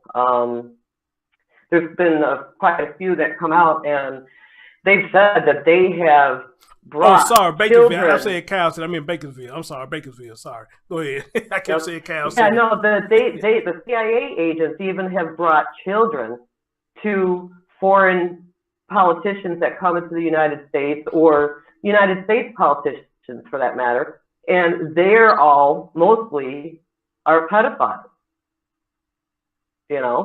And this is a kind of like a, how do you call it? Like an unsaid kind of, known thing, especially at that level, with the politicians and higher up, world leaders and stuff. And you can only get like so far as any organization, especially if it's like federal or whatever, because after that, they only want certain types of people in the highest positions of power. And usually those are people who can be blackmailed and controlled and so on and so forth, or people who don't care about other people, and so they only allow certain personality types up into those levels of power, and it's typically, basically like the psychopath or the severe narcissist types of personalities. And a lot of times you'll find most of them are pedophiles, and they're into all kinds of crazy shit, all of them, both sides, Democrat, Republican, both. I mean, it's really a terrible situation, and I feel so sorry for those kids, Yeah, I know. Tell me about it, and it just sad that how bad it is going on down that way. It just really sad. And somebody just said, Patriot Ryder said, true many pedos in government because they are easy to blackmail. Yep, they agree with what you're saying. So, and it's just really sad that these young generation got to go through this, because I'm an 80s baby. I don't even think I heard anything about no pedo ring or anything when I was a child, but I'm pretty much sure it probably was going on. It probably was going on, but not to the extreme that it's going on now, and we probably need to bring more awareness to stuff like this, because this is serious. It's going on. Yeah. It's serious. Sure. Serious. But I give you the last word, and I'm going to play this interview for you. Thank you for coming up there. Sure, no problem. Thanks for having me. Well, not a problem. Not a problem. Anything you want to say before you go? No, just thanks for bringing attention to such a serious topic, and a lot of respect. Not a problem, Miss Bitch. I don't know where you got that from. But when I saw that, I said, I know she don't want me to call her that. I got a channel, so I know what it's like to have to deal with trolls. So I kind of do it like a tongue-in-cheek kind of joke. You got to have a thick skin in order to do stuff like this. So that's why I call myself Miss Bitch. Absolutely. Well, Miss Bitch, thank you, dear. Thank you so much. All right, have a good night. You too. Ladies and gentlemen, that's Miss Bitch, aka, dang, what was their name in it? Their name was something in the chat room, I can't remember, but they're probably going to pop up in a minute. All right, guys. 2 great people popped up. Now, again, this is something we need to talk about. That this is serious, and this is what's going on. Somebody just hit me up with a question, and I forgot about this. All right, Tamika, you have a good night. I forgot about this. Those of you who was wondering about the bodies that was found, let me ease your mind real quick.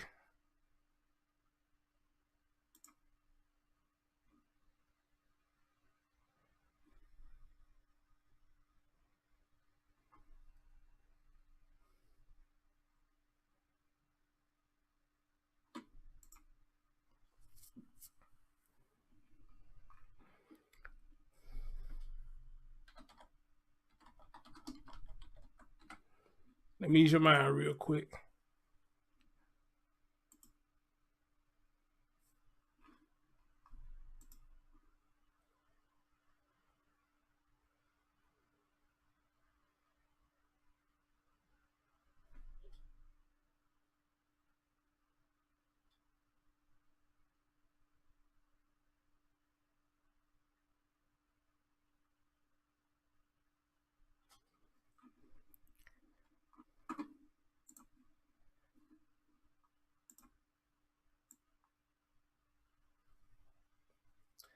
I don't know how good y'all can see that, but it says that the skeletal remains found at Ridgecrest Thursday, about 50 miles north of California City, home where the 2 taller brothers were reported missing December 21st, do not belong to the boys, according to Cal City Police Chief John Walker.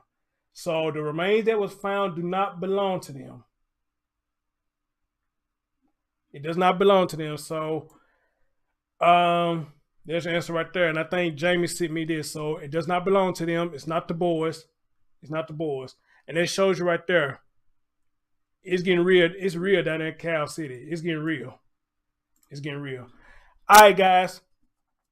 All right, guys. Let's get into the interview. And this the main event.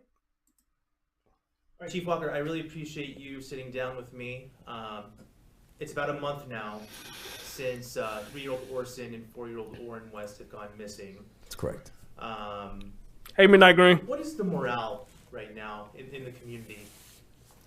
The morale in the community, the feeling is, I can feel it every day that it's becoming more and more frustrated, I believe, because they want to find the kids, and I get that. But the morale amongst my department is pretty much the same. What up, Andrea Stewart? You know, we want answers, we want to find the kids, and we're What up, working Amber as Stone? hard as we can to make that happen.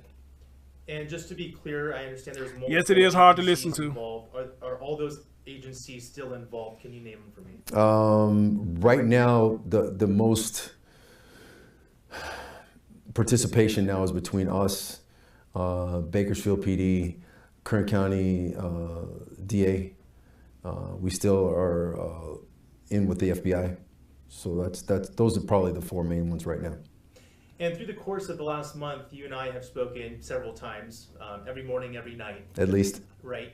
And I always check to see if there's any updates. Right. Now that we are a month out and I have the luxury of having you in front of me, I'd like to know, I want to just basically run through a lot of the questions I've asked before in case Sure. Anything has changed, and also some new questions that I've drawn up here. Sure.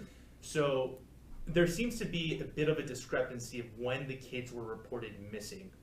So when you guys responded to the parents' home, the adoptive parents' home, Trezell and Jacqueline West, when did they tell you they noticed the kids go missing?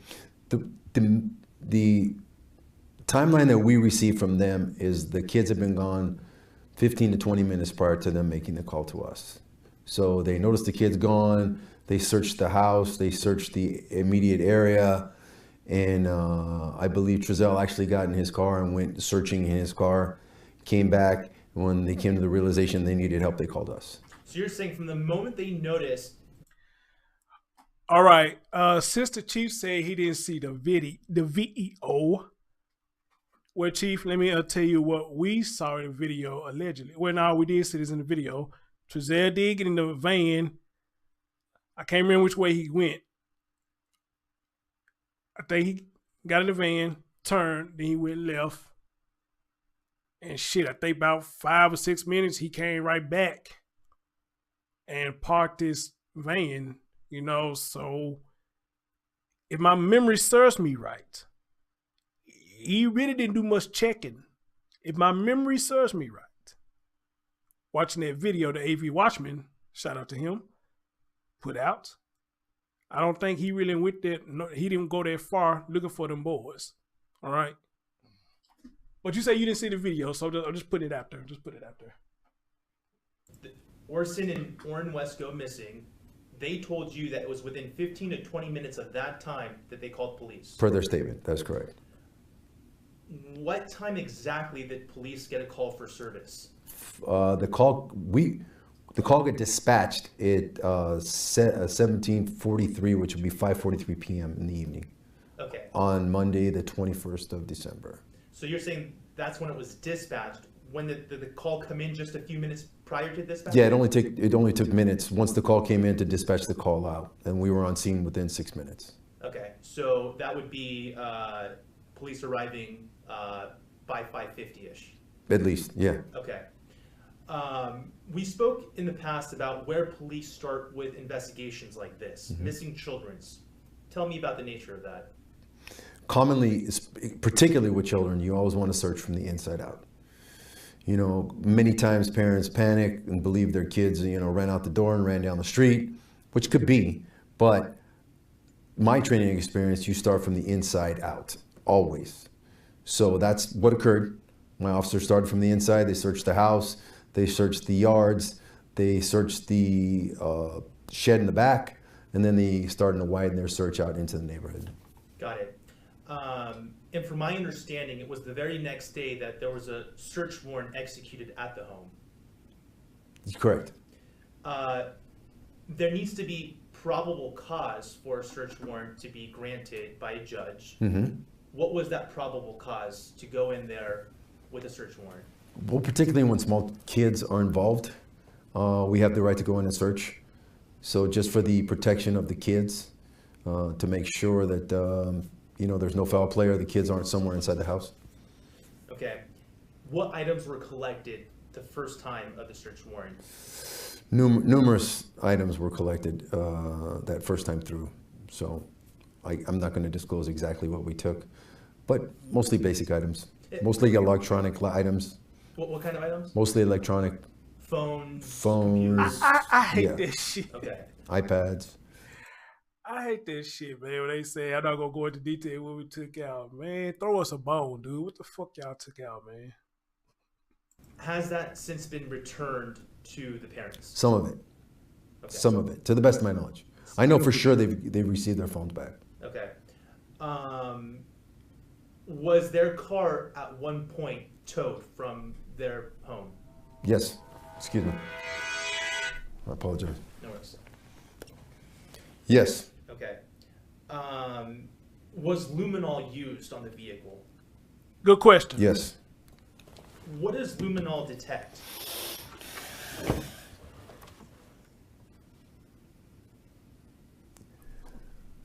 I don't know how to put that in layman's terms. What is it typically used for, luminol? Generally blood, to the best of my knowledge. Wait. Hold up, Chief. Hold up, dude. Come on, man. You killing me here, bro. You killing me here. We done watched enough CSI. We done watched enough cops. Okay? We know what luminol is used for. Blood spatter. They say it all the time.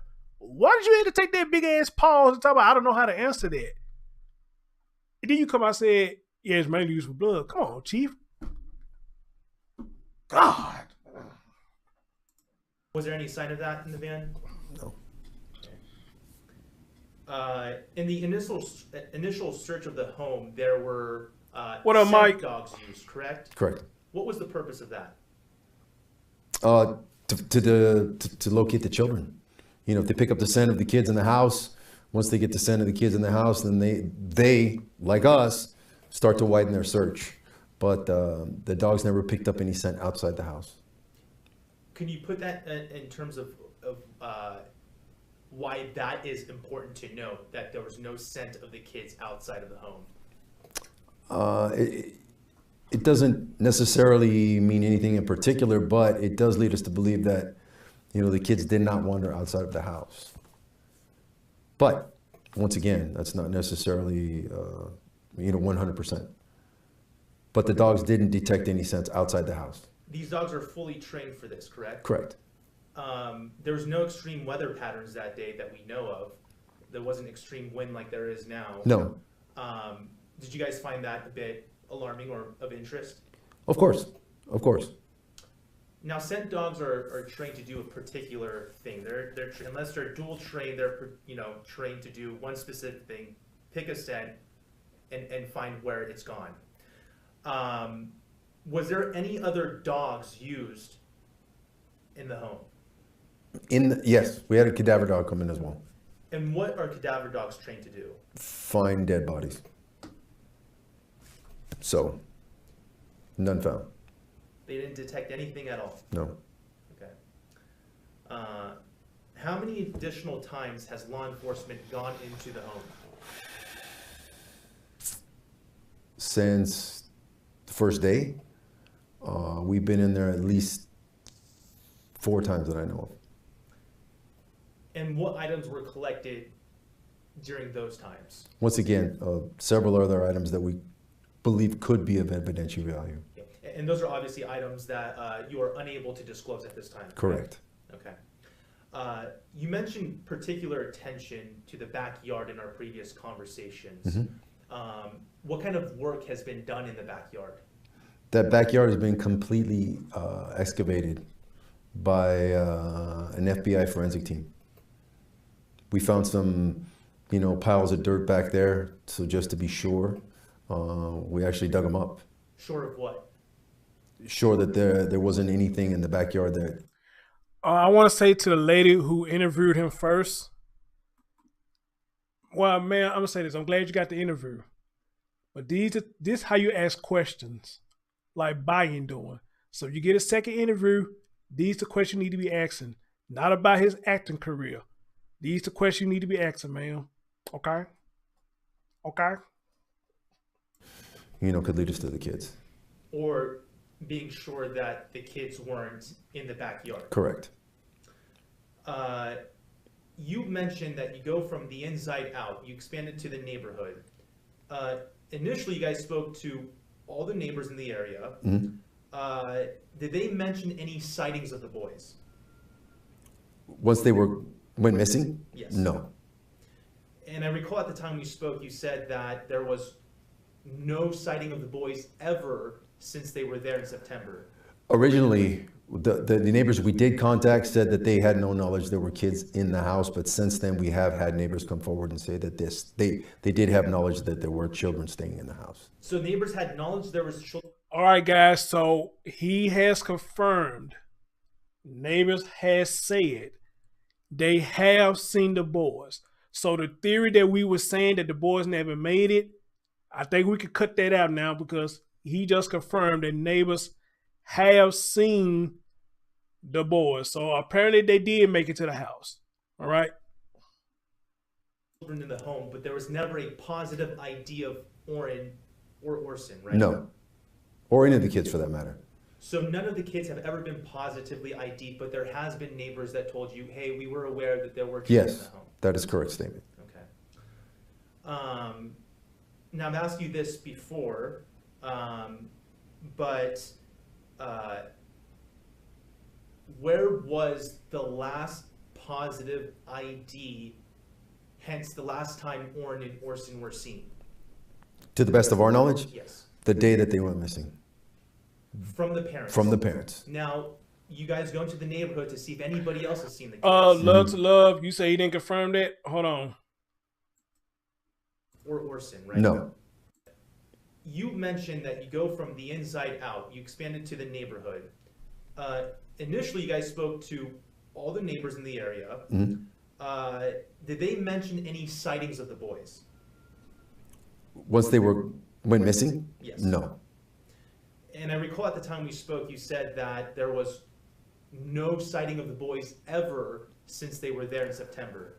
Originally, the neighbors we did contact said that they had no knowledge there were kids in the house, but since then we have had neighbors come forward and say that they did have knowledge that there were children staying in the house.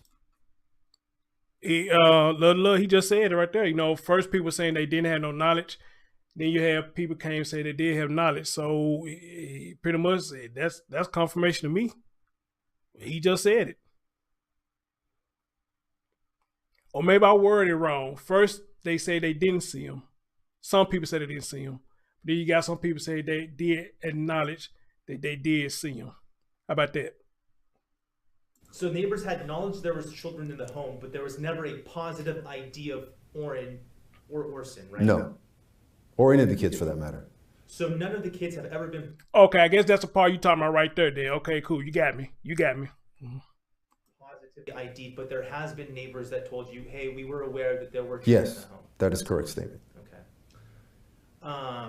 My bad. Now I've asked you this before, but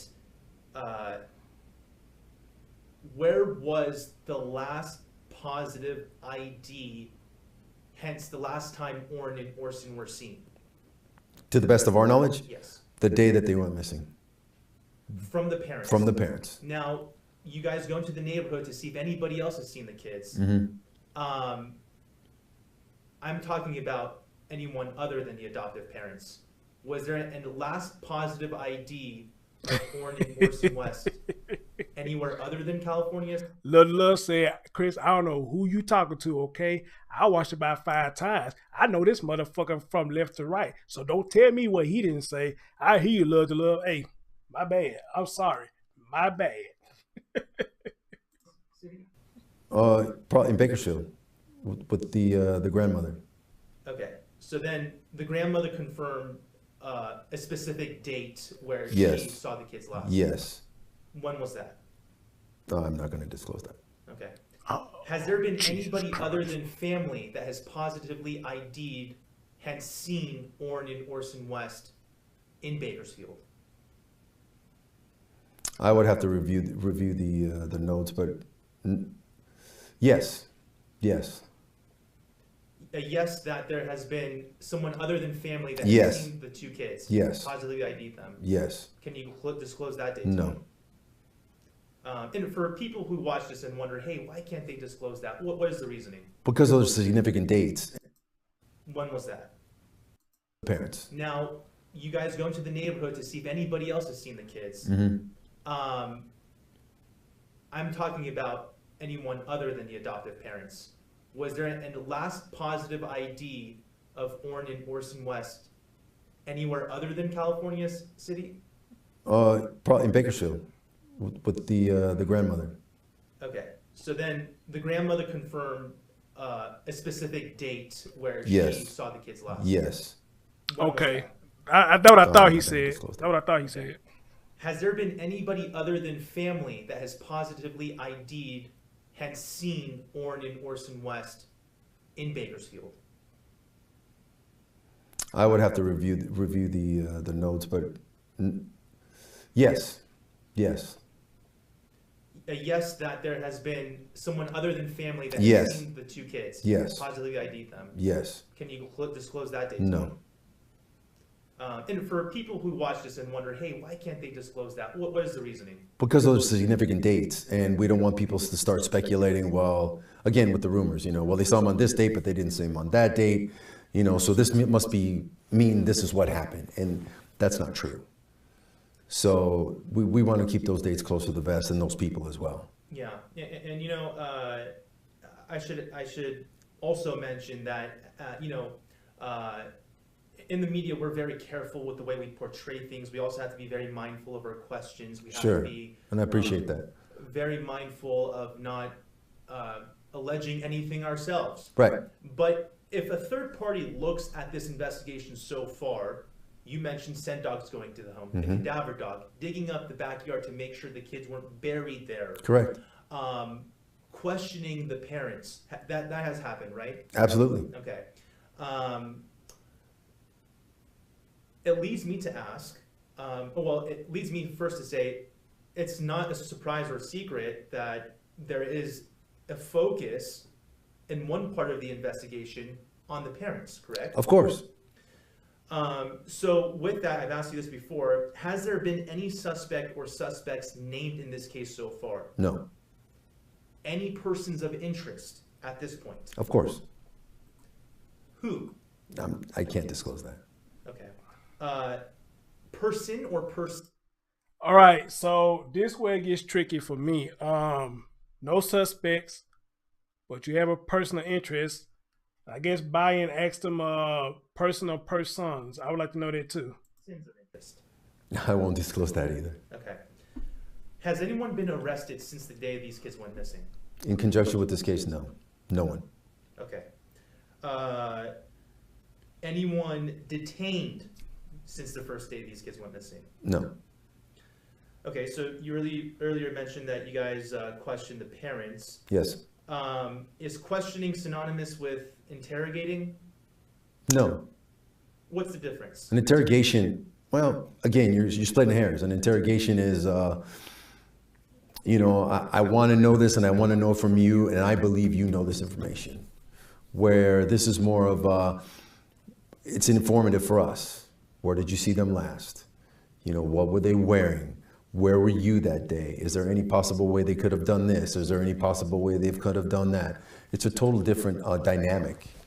But again, you're splitting hairs. Interrogation, questioning. Can they be synonymous? Sure. And it's important to note that the adoptive parents, according to what you've told me in the past, they've been more than willing to come in anytime you guys have requested, correct? Yes, they've come in multiple times, actually. More than what, a handful, 5 times, 6 times? 3 times that I know for sure. Okay. And Here. The nature of all those have just been questioning? Yeah, follow-up questions. Like, okay, we didn't ask this last time. We're still trying to find your kids. What about these people? What about this? What Were you with them here? Were you with them there? We're just trying to narrow the scope of our investigation as well. Melissa, I think so too. I think he purposely, if it's safe to say he's playing dumb purposely and trying to make them slip up. I promise you, I believe that's what he's doing too. He know how to play his cards right when it comes to these interviews, like a lot of cops do. They know how to play their cards right. And I think he's doing the same thing too. They probably got much more evidence than we probably can imagine that's pointing the fingers at these folks. But I guess according to them, it's considered circumstantial and it's not enough to go get them. So I believe that too. I could be wrong. I believe that too. And again, if y'all want to talk after the interview, y'all want to express your opinions, I will email me and I'll let you come up and express your opinion about this. Hopefully with their cooperation. Okay. Now, let's step back from this case for a second. From your experience, how many years have you had in law enforcement? Just passing 30. Okay, so a lot of experience, right? A lot of experience. You've seen a lot of things. Yes. Worked a lot of cases. Yes. Okay. Well, with all that experience, Rachel, lie detector test a useful investigative tool. Rachel. Yes, but they're not admissible in court. But are they a good tool? Sure. Does law enforcement in California have the ability to request a lie detector test from anyone in any case? Yes. Okay. And that's completely voluntary. Here in California City, have you guys ever asked someone to take a lie detector test for Yes, a case? of course. Yes. And what kind of cases are those where a lie detector test, you go, hey, let's see if we could ask for this? Types of cases like this. Okay. We just want to confirm or deny, the credibility of someone's statement. Types of cases like this, you say, 2 missing kids, a lot of different factors involved. A lot. So it's not a stretch for me to ask, did you guys ask the parents to take a lie detector test? Uh-oh. I'm not going to disclose that. Not asking if they denied it, just asking if it was... Yes, we did. Okay, Yes, we I'm going to say, damn. Yes, you you can't guys even asked tell us that? Yes, we did. And you can't tell me anything after that? No. Okay. Oh my God, really? In our previous conversations, you also mentioned briefly about where the other kid... Wait a minute, hold on. You cannot tell us whether the West declined or accepted the polygraph test? You can't tell us that? Damn. Well, talk about keeping secrets. Shit. Just to confirm, there's 2 biological children of Trezell and Jacqueline West. Correct. 4 adoptive kids in total. What's going on, Information Man Show? What up, brother? The way I understand it, and the way I've been briefed on it, there was two biological children, 2 foster children, and Oren and Orson were actually adopted. So, and then ranging in ages from 10 all the way down to 3. Were you guys able to confirm that the day the 2 boys went missing, that the parents' other 4 children were not at the home at the time? They were not at the home at the time. That is correct. Where were they? They were in Bakersfield with the grandmother. What was the reason for that? Good question. I think it was a holiday visit. Good question. That's the way it was explained. All right. Y'all heard him. The other 4 was with the grandmother. Bayan asked that question, which I wish the woman would have thought of it, but of course, I don't know, I guess she kind of new to it or whatnot. He asked a good question right there. Why did the 4 kids go to grandmother's house? I like that. Bayan. Good job.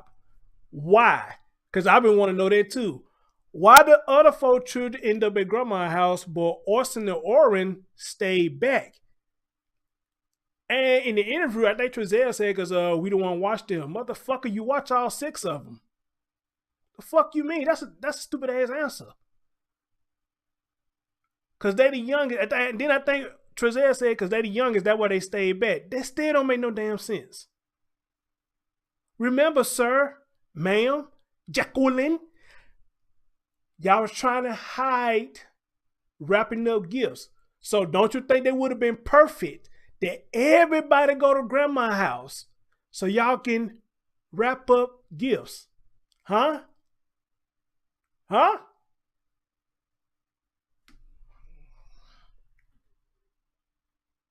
Or unless, let's throw this out there too, unless grandma didn't want to deal with Orson and them. Could there be a factor? They didn't want to deal with Orson and them? Remember, Trezell said they rambunctious. How you say this? Rambunctions, what did she say? Pretty much, I guess in other words, they run around bad as hell. I don't know.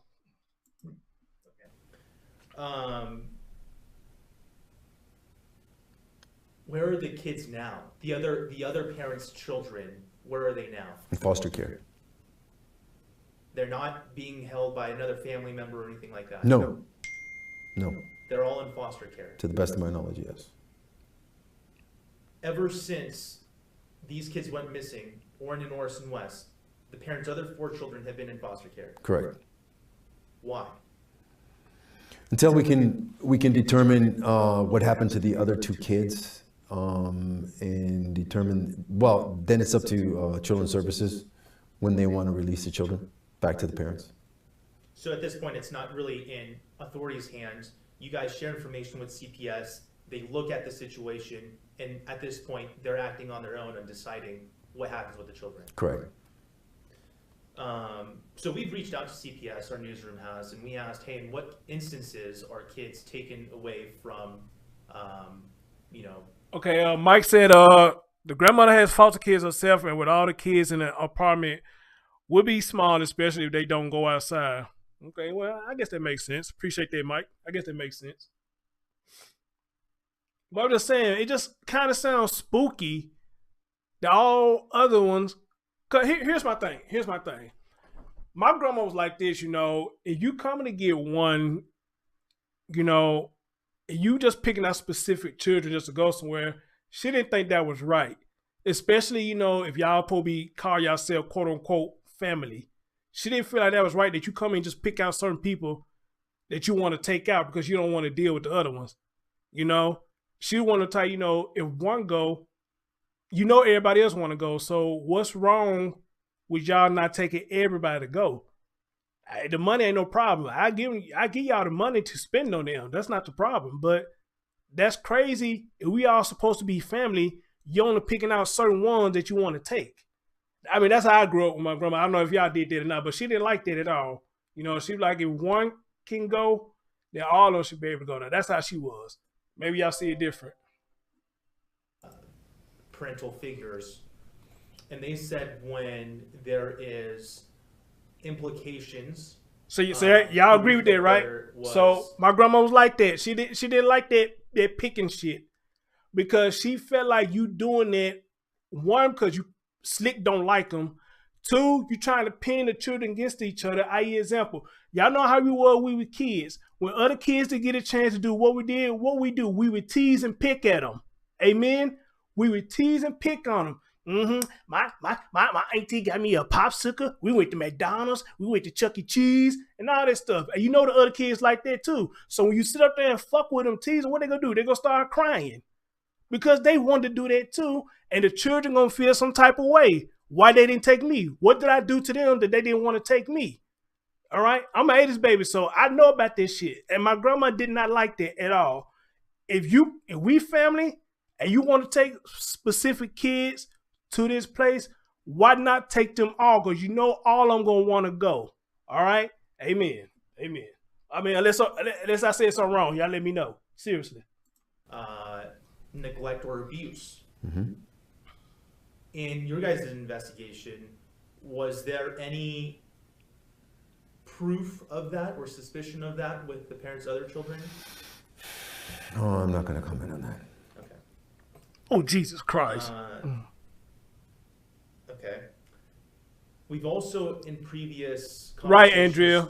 Same thing a lot of people been saying. Exactly. Okay.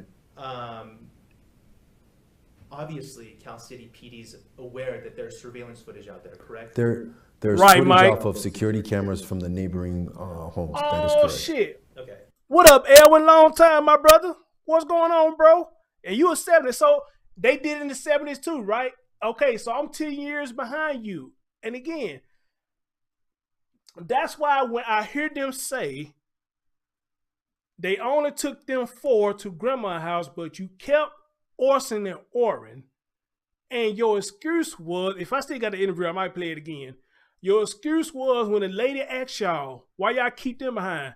Because we look after them. They the youngest. The hell they supposed to mean? All of them young. Okay? All of them young. All right? But now, if it's right what Mike is saying in the chat room, then, okay, I can understand that. I can't understand that, but just the way how they put it out there, it's just like, y'all left them behind for a reason. All right? That's all I'm saying. It just sounds spooky how they told the story. And are you aware of what's been shown in any of the footage? Hey, Rachel, that's why you call me badass, because I break down them ankles. That's why you say I'm badass. Yes. I get briefed on that daily. Again, we have hours and hours of that we're reviewing. So yes, but I get briefed. Okay. And essentially, and we could clear up just in our last conversation, you weren't able to disclose what was in that film. That is correct. Okay. And that's all because it's part of the investigation, correct, right? Yes. Okay. So you're not able to comment whether only certain amount of kids were seen in the parents' adoptive. Well, hey, Lady Rose Supreme. Hey, dude. Surveillance footage in the Long area. time. No, I'm not going to comment on that. Okay. You're not able to say whether there was a total of 6 or a total of 4. On that daily. Again, we have hours and hours of that we're reviewing. So yes, but I get briefed. Okay. And essentially, and we could clear up just in our last conversation. Hi, Yui. When y'all come in, I'm just going to stop and speak to y'all because I got motherfuckers that come and say to be complaining. Could you please stop talking to the video? And I don't want to be mean, but like, fuck you. But I mean, still, fuck you anyway because I'm doing a commentary. But, you know, this one time, I'm going to give you motherfucker the satisfaction and I'm stop talking to the video. But at the same time, fuck you, all right? You weren't able to disclose what was in that film. That is correct. Okay. And that's all because it's part of the investigation, correct, right? Yes. Okay. So you're not able to comment whether only certain amount of kids were seen in the parents' adoptive home from the surveillance footage in the area. No, I'm not going to comment on that. Okay. You're not able Jesus to say whether Christ. it's a total of 6 or a total of 4 in all the days you guys have seen. No, because then once again, it's going to cause speculation. Okay. Let's talk about that for a second. Well, shit, you got a lot of that right now. Hell, we all speculating and shit, so you got a lot of that right now, Chief. You got a lot of it right now. Speculations, accusations, and all that shit going on. Come on, Chief, don't throw us a bone, man. You can throw us just a little piece of bone. Let it have a little bit, let it have a little chunk of turkey meat on it. Just throw us that, all right? You know, in the media, we always have keyboard warriors. They type in and they're, you know, upset about certain things, what we're covering, what we're not covering. Sure. I'm Thank you, Roro B. During this investigation, you've noticed that on the end of law enforcement too. Yes. Okay. Absolutely. What things stand out that you'd like to address? Again, there's a lot of speculation. There's a lot of belief on what we should be doing, when in fact we're probably already doing that, or places we should be looking where we've probably already looked, and that's okay.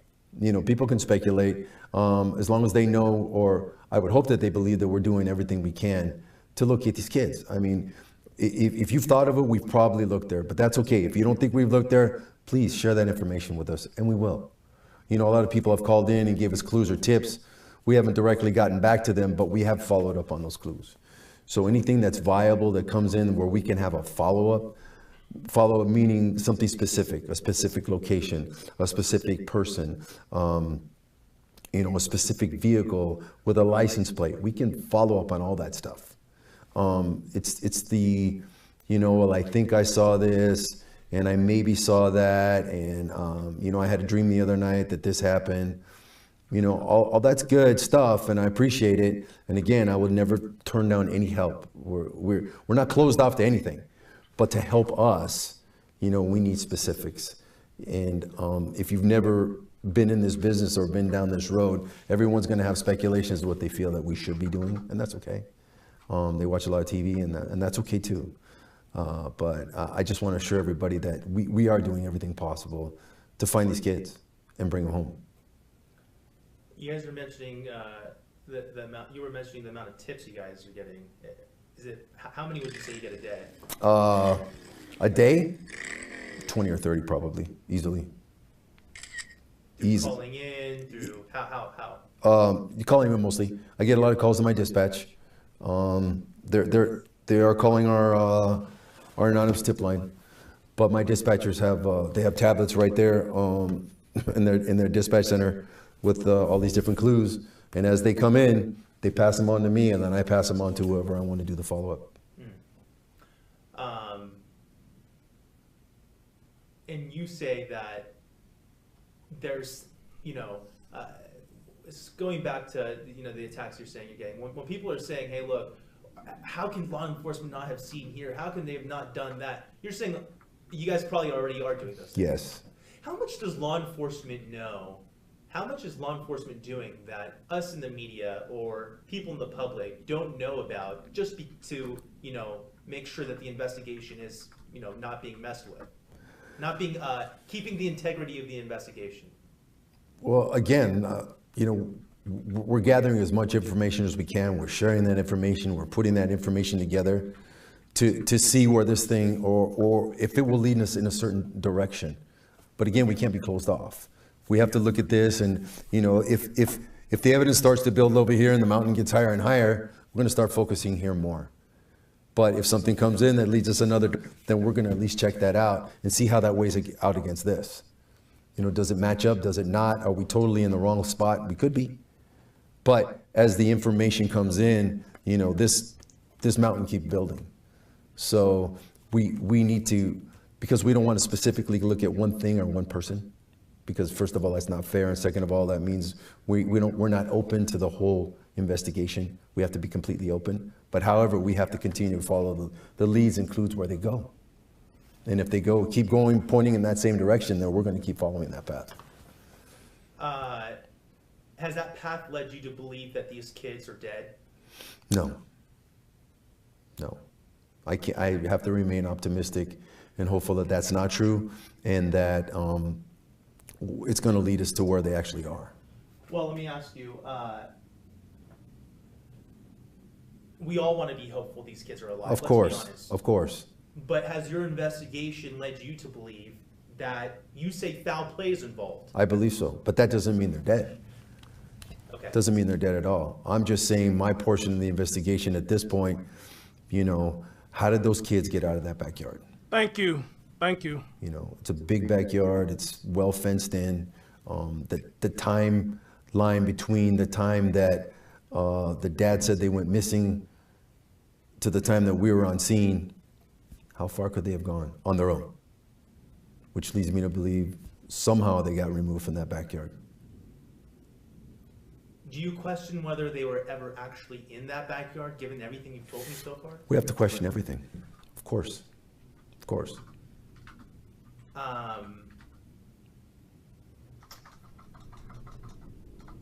Do you think the kids, any leads saying that they may have been kidnapped?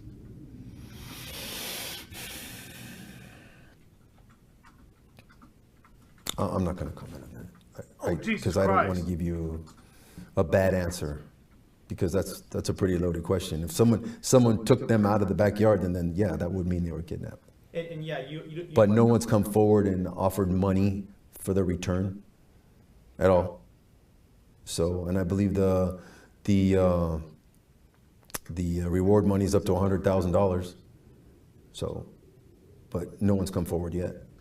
Any indication these kids could have been trafficked? It's always a possibility. Yeah. Again, ma'am, whoever you was that talked to Chief first, these are the questions that you ask. Okay? These are the questions that you ask. Not about his acting career, none of that bullshit. We don't give a shit. These are questions that you ask, ma'am, okay? I give you a pass, though. Maybe this was your first time and you sound like you was a little nervous. But take some tips from Bayan. All right? Okay? All right? All right. It goes back to semantics, where they kidnap. You know, kidnapping means illegally moving one person from one point to another, whether it's from the front yard to the backyard or from the backyard to wherever. You know, but kidnapping means that they went against their will somewhere they didn't want to go. And if they've taken them there now, and now they're trying to traffic them, so it's kind of one and the same. So it's a possibility. We're open to all that. There's all these different factors that I'm laying out. And forgive me, I know there's a lot of them that you can't answer. Correct, and I'm sorry I can't. I'd love to tell you, you know, exactly you're right, and this is what we know, and this is what we're looking at, and this is what we want to do, and we have this specific suspect in mind, and we're going to make an arrest today. I would love to tell you that. And just to be clear, I appreciate all the information you've shared so far. There's no bad blood here. No. Just as a journalist, I just have to ask these. No, I understand, and I'm trying to be as transparent as I can without, you know, tainting the investigation. Completely understand, and I respect that fully. You were talking about the mountain of evidence you guys are building that leads you guys to look here. Right. Are you speaking in terms of a search, or are you speaking in terms of the nature of why they went missing? I don't. You were talking about how, you know, you use resources in a certain areas. So right. Look at the mountain of evidence that you guys have somewhere. Right. Speaking of that, still, is there any physical evidence that you guys have found that indicates foul play? Well, again, physical evidence, as far as DNA, as far as bloody clothing, something like that. Is that what you're referring to? Sure. I mean, physical evidence could be a security cam. To, you know, maybe. No. Okay. Circumstantial evidence. How much of that do you guys have? I'm not going to comment on that. Oh, Jesus Christ. Oh, God. Okay. Hey, Blue Rain. All right. Let me ask, just in terms of the overall investigation. At the beginning of this conversation, I asked how many agencies are involved. Cal City Police, you guys, how many police officers do you guys have? We have 13 sworn, including me. Okay. And how many people each day, because you guys are the lead investigators, are working this case? Oof. Off and on, at least 3. So that taxes my resources, but that's okay. My guys are working hard, and they don't complain about it at all. So you have basically 3 rotating, right, working this case every. We have somebody touching on it somehow every day. And just to be clear for those people who hear this interview, doesn't mean there's 3 total personnel working this, right? Is there from BPD and KCSO and FBI? Oh no, there's a ton of people working on this thing. Every single day? Yes, absolutely. And we liaison with them, or I do daily. I reach out to them and we liaison, okay, what do we got today? This is what we got, anything new? What are we gonna do tomorrow? Which way are we going tomorrow? You know, what else can we get? And every time I get a tip or a clue, I pass it on to them as well. And if they can follow up on it, great. And as I'm closing up here, I just want to know, have the adoptive parents, Jacqueline and Trezell, are they, have they been asked not to leave California? Not to my knowledge. We never asked them that. Are they? All we ask them is to be available if we need to get a hold of them, and they have been. Okay. Any other? You guys are lead investigators. You guys share information, as you've been told to me. Has any other authority suggested to Jacqueline or Trezell not to? Wait. So if they didn't ask them not to leave the state, so somebody correct me if I'm wrong. They mean if they want to, they can leave the state if they want to. And I hope that's not what's happening here. Do they have free reign to leave Cal City? I hope not. I hope not. And then you say, just make sure you be available. If they gone, why would they make themselves available? what they gonna do? Move out of state? And we need to talk to them. They're gonna come way back down. I mean, what the fuck? Wow. This shit is real. This shit is real. Leave California? Not to my knowledge. Okay. Anything I'm not asking? Any last tidbits that you want to leave for anybody who has been following this case? No, and I say this every time we interview that, we haven't given up. We're still trying. We're still working at this thing actively. So I would hope anybody out there who has anything that can help us, we're more than willing to follow up. And we're still trying. Got it. Sorry, I'm just getting some more questions here. Silver Saddle Ranch. Mm-hmm. That was the last search that authorities were involved in, correct? In Cal City, yes. Okay. Where else have authorities searched? I know I asked you this before, but in case Multiple locations. We've searched. Well, we had the community come out. We searched almost a 5 square miles around the desert adjacent to their home. What up, my knuckles? Ladies and gentlemen, my knuckles is a cop. That's a cop right there. I forget where you a cop at, but my knuckles 123. There is a cop in my chat room. He's a cop, and I would love, you get a chance, man, I love to talk to you because man, I love to talk to you whenever you get a free chance, man. Wow. Woo! We've done, shit real. We've done boy. personally Real. searches throughout the neighborhood. We went out to Silver Saddle Ranch last week with about 50 personnel. Silver Saddle, the resort area itself, is probably about 20 square miles with an old hotel and banquet rooms. And we searched every single one of those individually, along with Kern County Sheriff Search and Rescue. They came out and searched the whole property on foot. Barns, there's all kinds of recreation rooms out there, little campsites. Searched the whole thing. Took us 3-4 hours and came up empty. Any indication that this may become a cold case? Not at this point. I think we still have enough to go on for now. But again, we reevaluate that daily and what are we going to do next. So, but missings they never go away until you find those people. So cold case would mean we put it on a box and put it on a shelf somewhere and we revisit it every once in a while. But even the cold cases I have now, I have someone working on them every day. I have a full-time crime analyst that works on them daily. So I don't see this going away anytime soon, unless we find them. Right. I'm curious to know why you mentioned at the beginning that the Kern County District Attorney is involved. Mm-hmm. Why That's are they, common. In what capacity? Assisting us because they have investigators. The district attorney, Cindy Zimmer, she's great. She's always very helpful and willing to help us out. She had some personnel that she could spare to help us come down and search, so they do so. Got it. Okay, so it's more sort of an investigatory thing. Kind of a mutual aid thing. Mm-hmm. Got it. Okay. Because they know we don't have the bodies for especially like Silver Saddle. That would have took us days. So, they came down and the more bodies, we were able to search the whole place in 4 hours. Great. All right. Well, Police Chief Walker, I really appreciate your time. Thank you so much. Thanks for coming. All right, guys. That was the second interview with Chief John Walker. Wow, man. I'm kind of speechless. I don't know what to say. All that I keep saying, man, this shit getting real. It's getting real. It's getting real. And that really just got me, man. They can leave if they want to. Oh, shit. That got me right there, man. Oh, they got me right there. Oh, my God.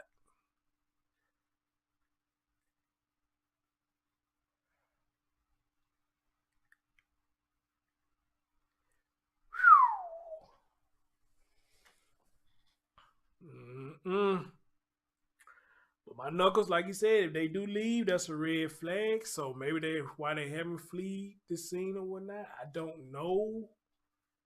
But at their whole interview, that what got me the most right there. Bayan asked him, "Did y'all tell him not to leave?" Nope. All he said is, "Please make yourself available and we need to talk to you." Holy shit.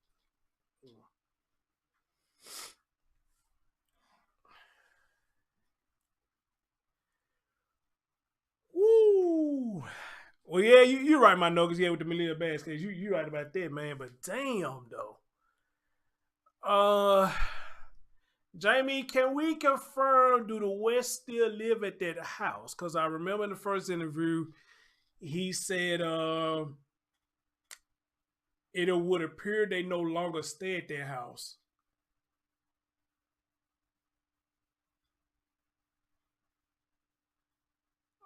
It was said that he think they no longer stay at their house. So do we have confirmation that they are still do they still live there, or they are completely gone?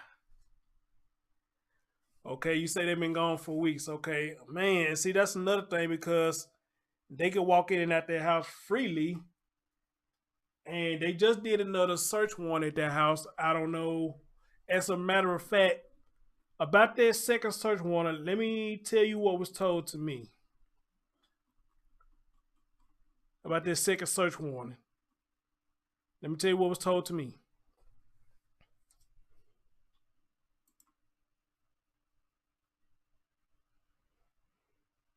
All right, guys, here's what was told to me about that search warrant. This was sent to me Friday. They say, so law enforcement came back to Aspen House today. Both Cal City PD and Bakersfield PD. They were there for about 3 hours. We saw them take in power tools, sledgehammer, and a sledgehammer, as well as camera equipment. We could hear the sound of them hitting something, but can't tell what it was. They didn't appear to be taking any evidence out either. And they told Bayan they were gathering statistical data, so who knows? Listen, power tools, sledgehammer, camera equipment. So my guess is, if they taking in that, perhaps they searched the wall. They were searching the walls.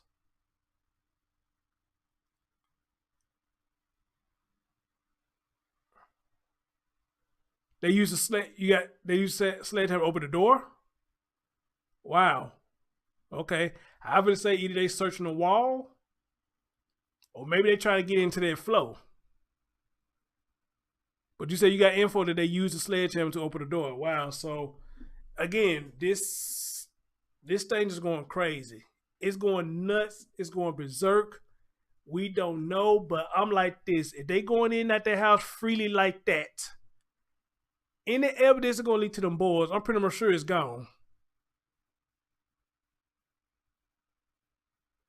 Yeah, I saw that, my knuckles. I saw that. Me personally, I said that earlier, man. Y'all be careful with that, man, because man, I think, oh man, I didn't really like that, but you know, I appreciate the passion, but the way it's getting out of control right now, I think somebody's gonna get hurt. But I did see it. I saw it. I saw it. I saw it.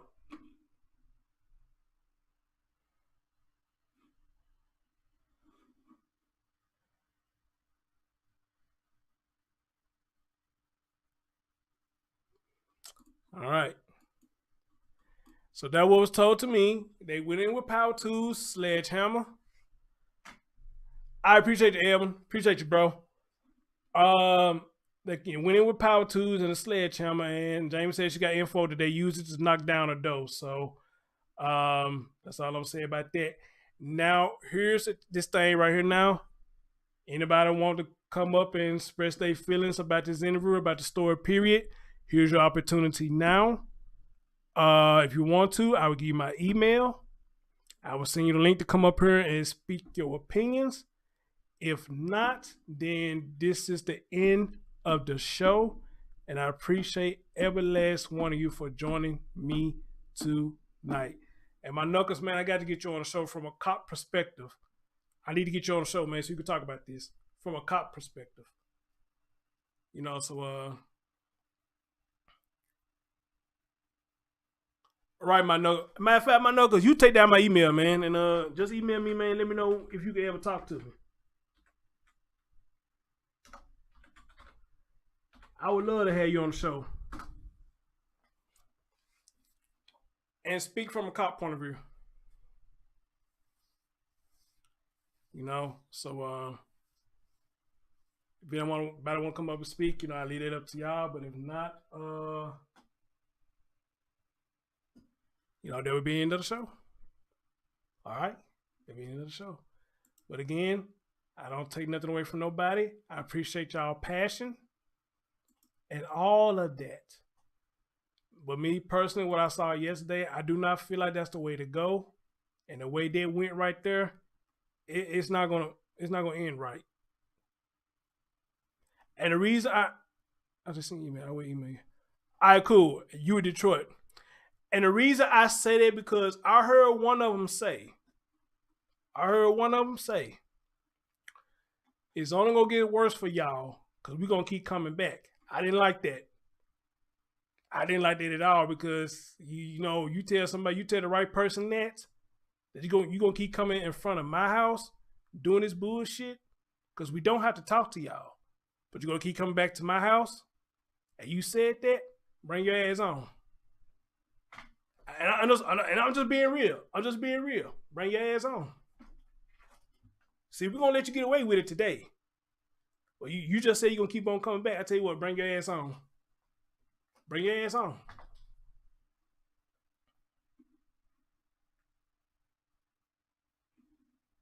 I mean, I don't want that to happen to nobody, but still though, you know, come on, man.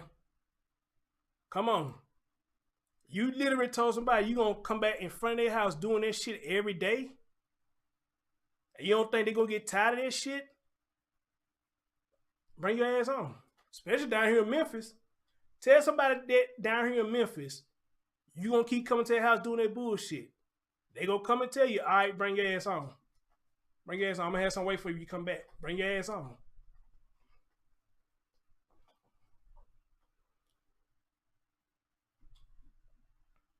All right.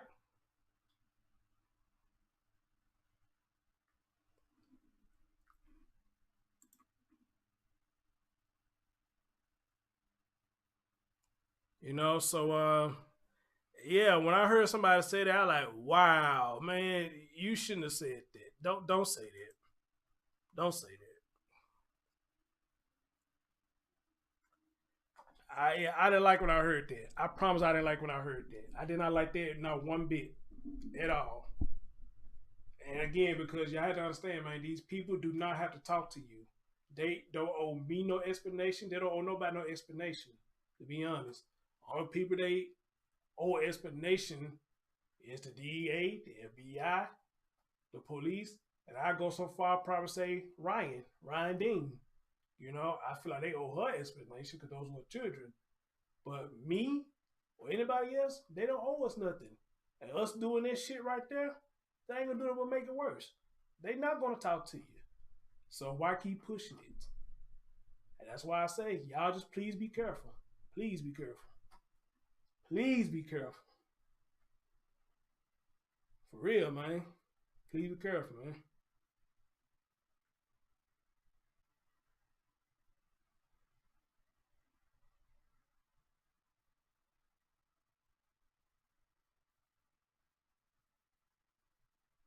Evelyn said right, but his words, it would only bother me if I was guilty. They can't always call the police, but hey, guilty, so what'd you say, guilty, so they just keep him quiet. Yeah, I mean, Evelyn, yes, it is. Damn. It is just words. Don't get me wrong. But seriously, if I didn't talk to you the first time, and I'm not going to talk to you the second time, what the hell makes you think I'm going to talk to you the third, the fourth, the fifth? You coming to my house where I pay my bills, And you don't even know if I had anything to do with this shit or not. You just going by speculation because I'm affiliated with these people. But just because I want to talk to you, you calling me a piece of shit because I want to talk to you? And you don't even have your facts straight. But I'll be that piece of shit. But I know one thing, I'm not going to keep letting you come to my house with this bullshit. Because put it like this, Evelyn, and I get what you're saying. Would we really want people to come to our house doing that? We be mad at the motherfucker somebody come to our house doing that shit. And even if we gave an explanation, let's just say it's me. I'm gonna use me for an example. Let's just say this is me in their shoes. Memphis upset. They think I did something to a child. All right. To ease their mind, I come out and say, hey, I had nothing to do with it. I gave y'all my story, blah, blah, blah, and blah, blah, blah. Let's just say that my answer to them is not good enough. So you mean to tell me I came out and talked to you, gave you an answer because you were seeking an answer. But since you didn't like my answer, you want to keep coming back to my house, fucking with me, heckling me? I'm not going to keep on letting you do that. I'm not. So you come to me talk about we're going to keep coming back, bring your ass on. Cause I'm tired of this shit. I done talked to y'all. Leave me the fuck alone. Bring your ass on. Bring your ass on.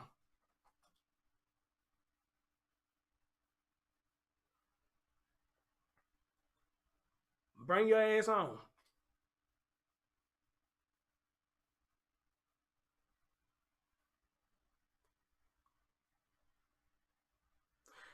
And Evelyn, that's what I'm saying. And see, that's what I'm saying. You know, they don't owe us no explanation. They don't. They don't owe us no explanation. I even reached out to Orson and her mom. That woman ain't got to talk to me. She never said she wouldn't talk to me. She just told me, hey, Chris, my mind is all over the place right now. I don't want to talk right now. I don't want to talk right now.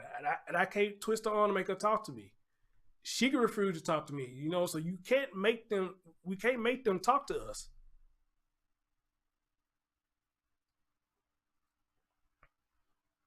We can't make them talk to us. That's the whole thing. We cannot make them talk to us. So that's all I'm really saying about that. That's all I'm really saying about that, you know. But other than that, though, everybody handle their stuff different. All I'm going to say is, please, y'all out there doing it, fucking with them folks like that, I mean, please be careful. That's all I can say. Just please be careful. I don't want to see nobody get hurt. I don't want to see nobody get hurt.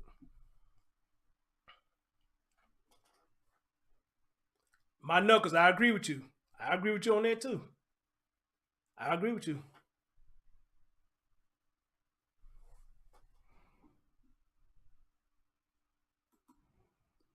Right, Steph, that's all I'm saying. They don't owe us anything. Nobody owe us nothing. They don't owe us nothing. The truth gonna come out eventually. The truth gonna come out eventually. It's taking a long time, but the truth is coming out eventually. You know? So, and my knuckles say the biological parents need to take responsibility too. I wholeheartedly agree. I totally agree. Totally agree. Totally agree. You know, so and which makes me wonder, have anybody went in and talked to the biological mom again? Has anybody went to go talk to the biological family? Has anybody went to go talk to them? That's what I want to know. But other than that, guys, let me get on out of here. Thank y'all for joining. And I will see y'all next time. All right. Peace out.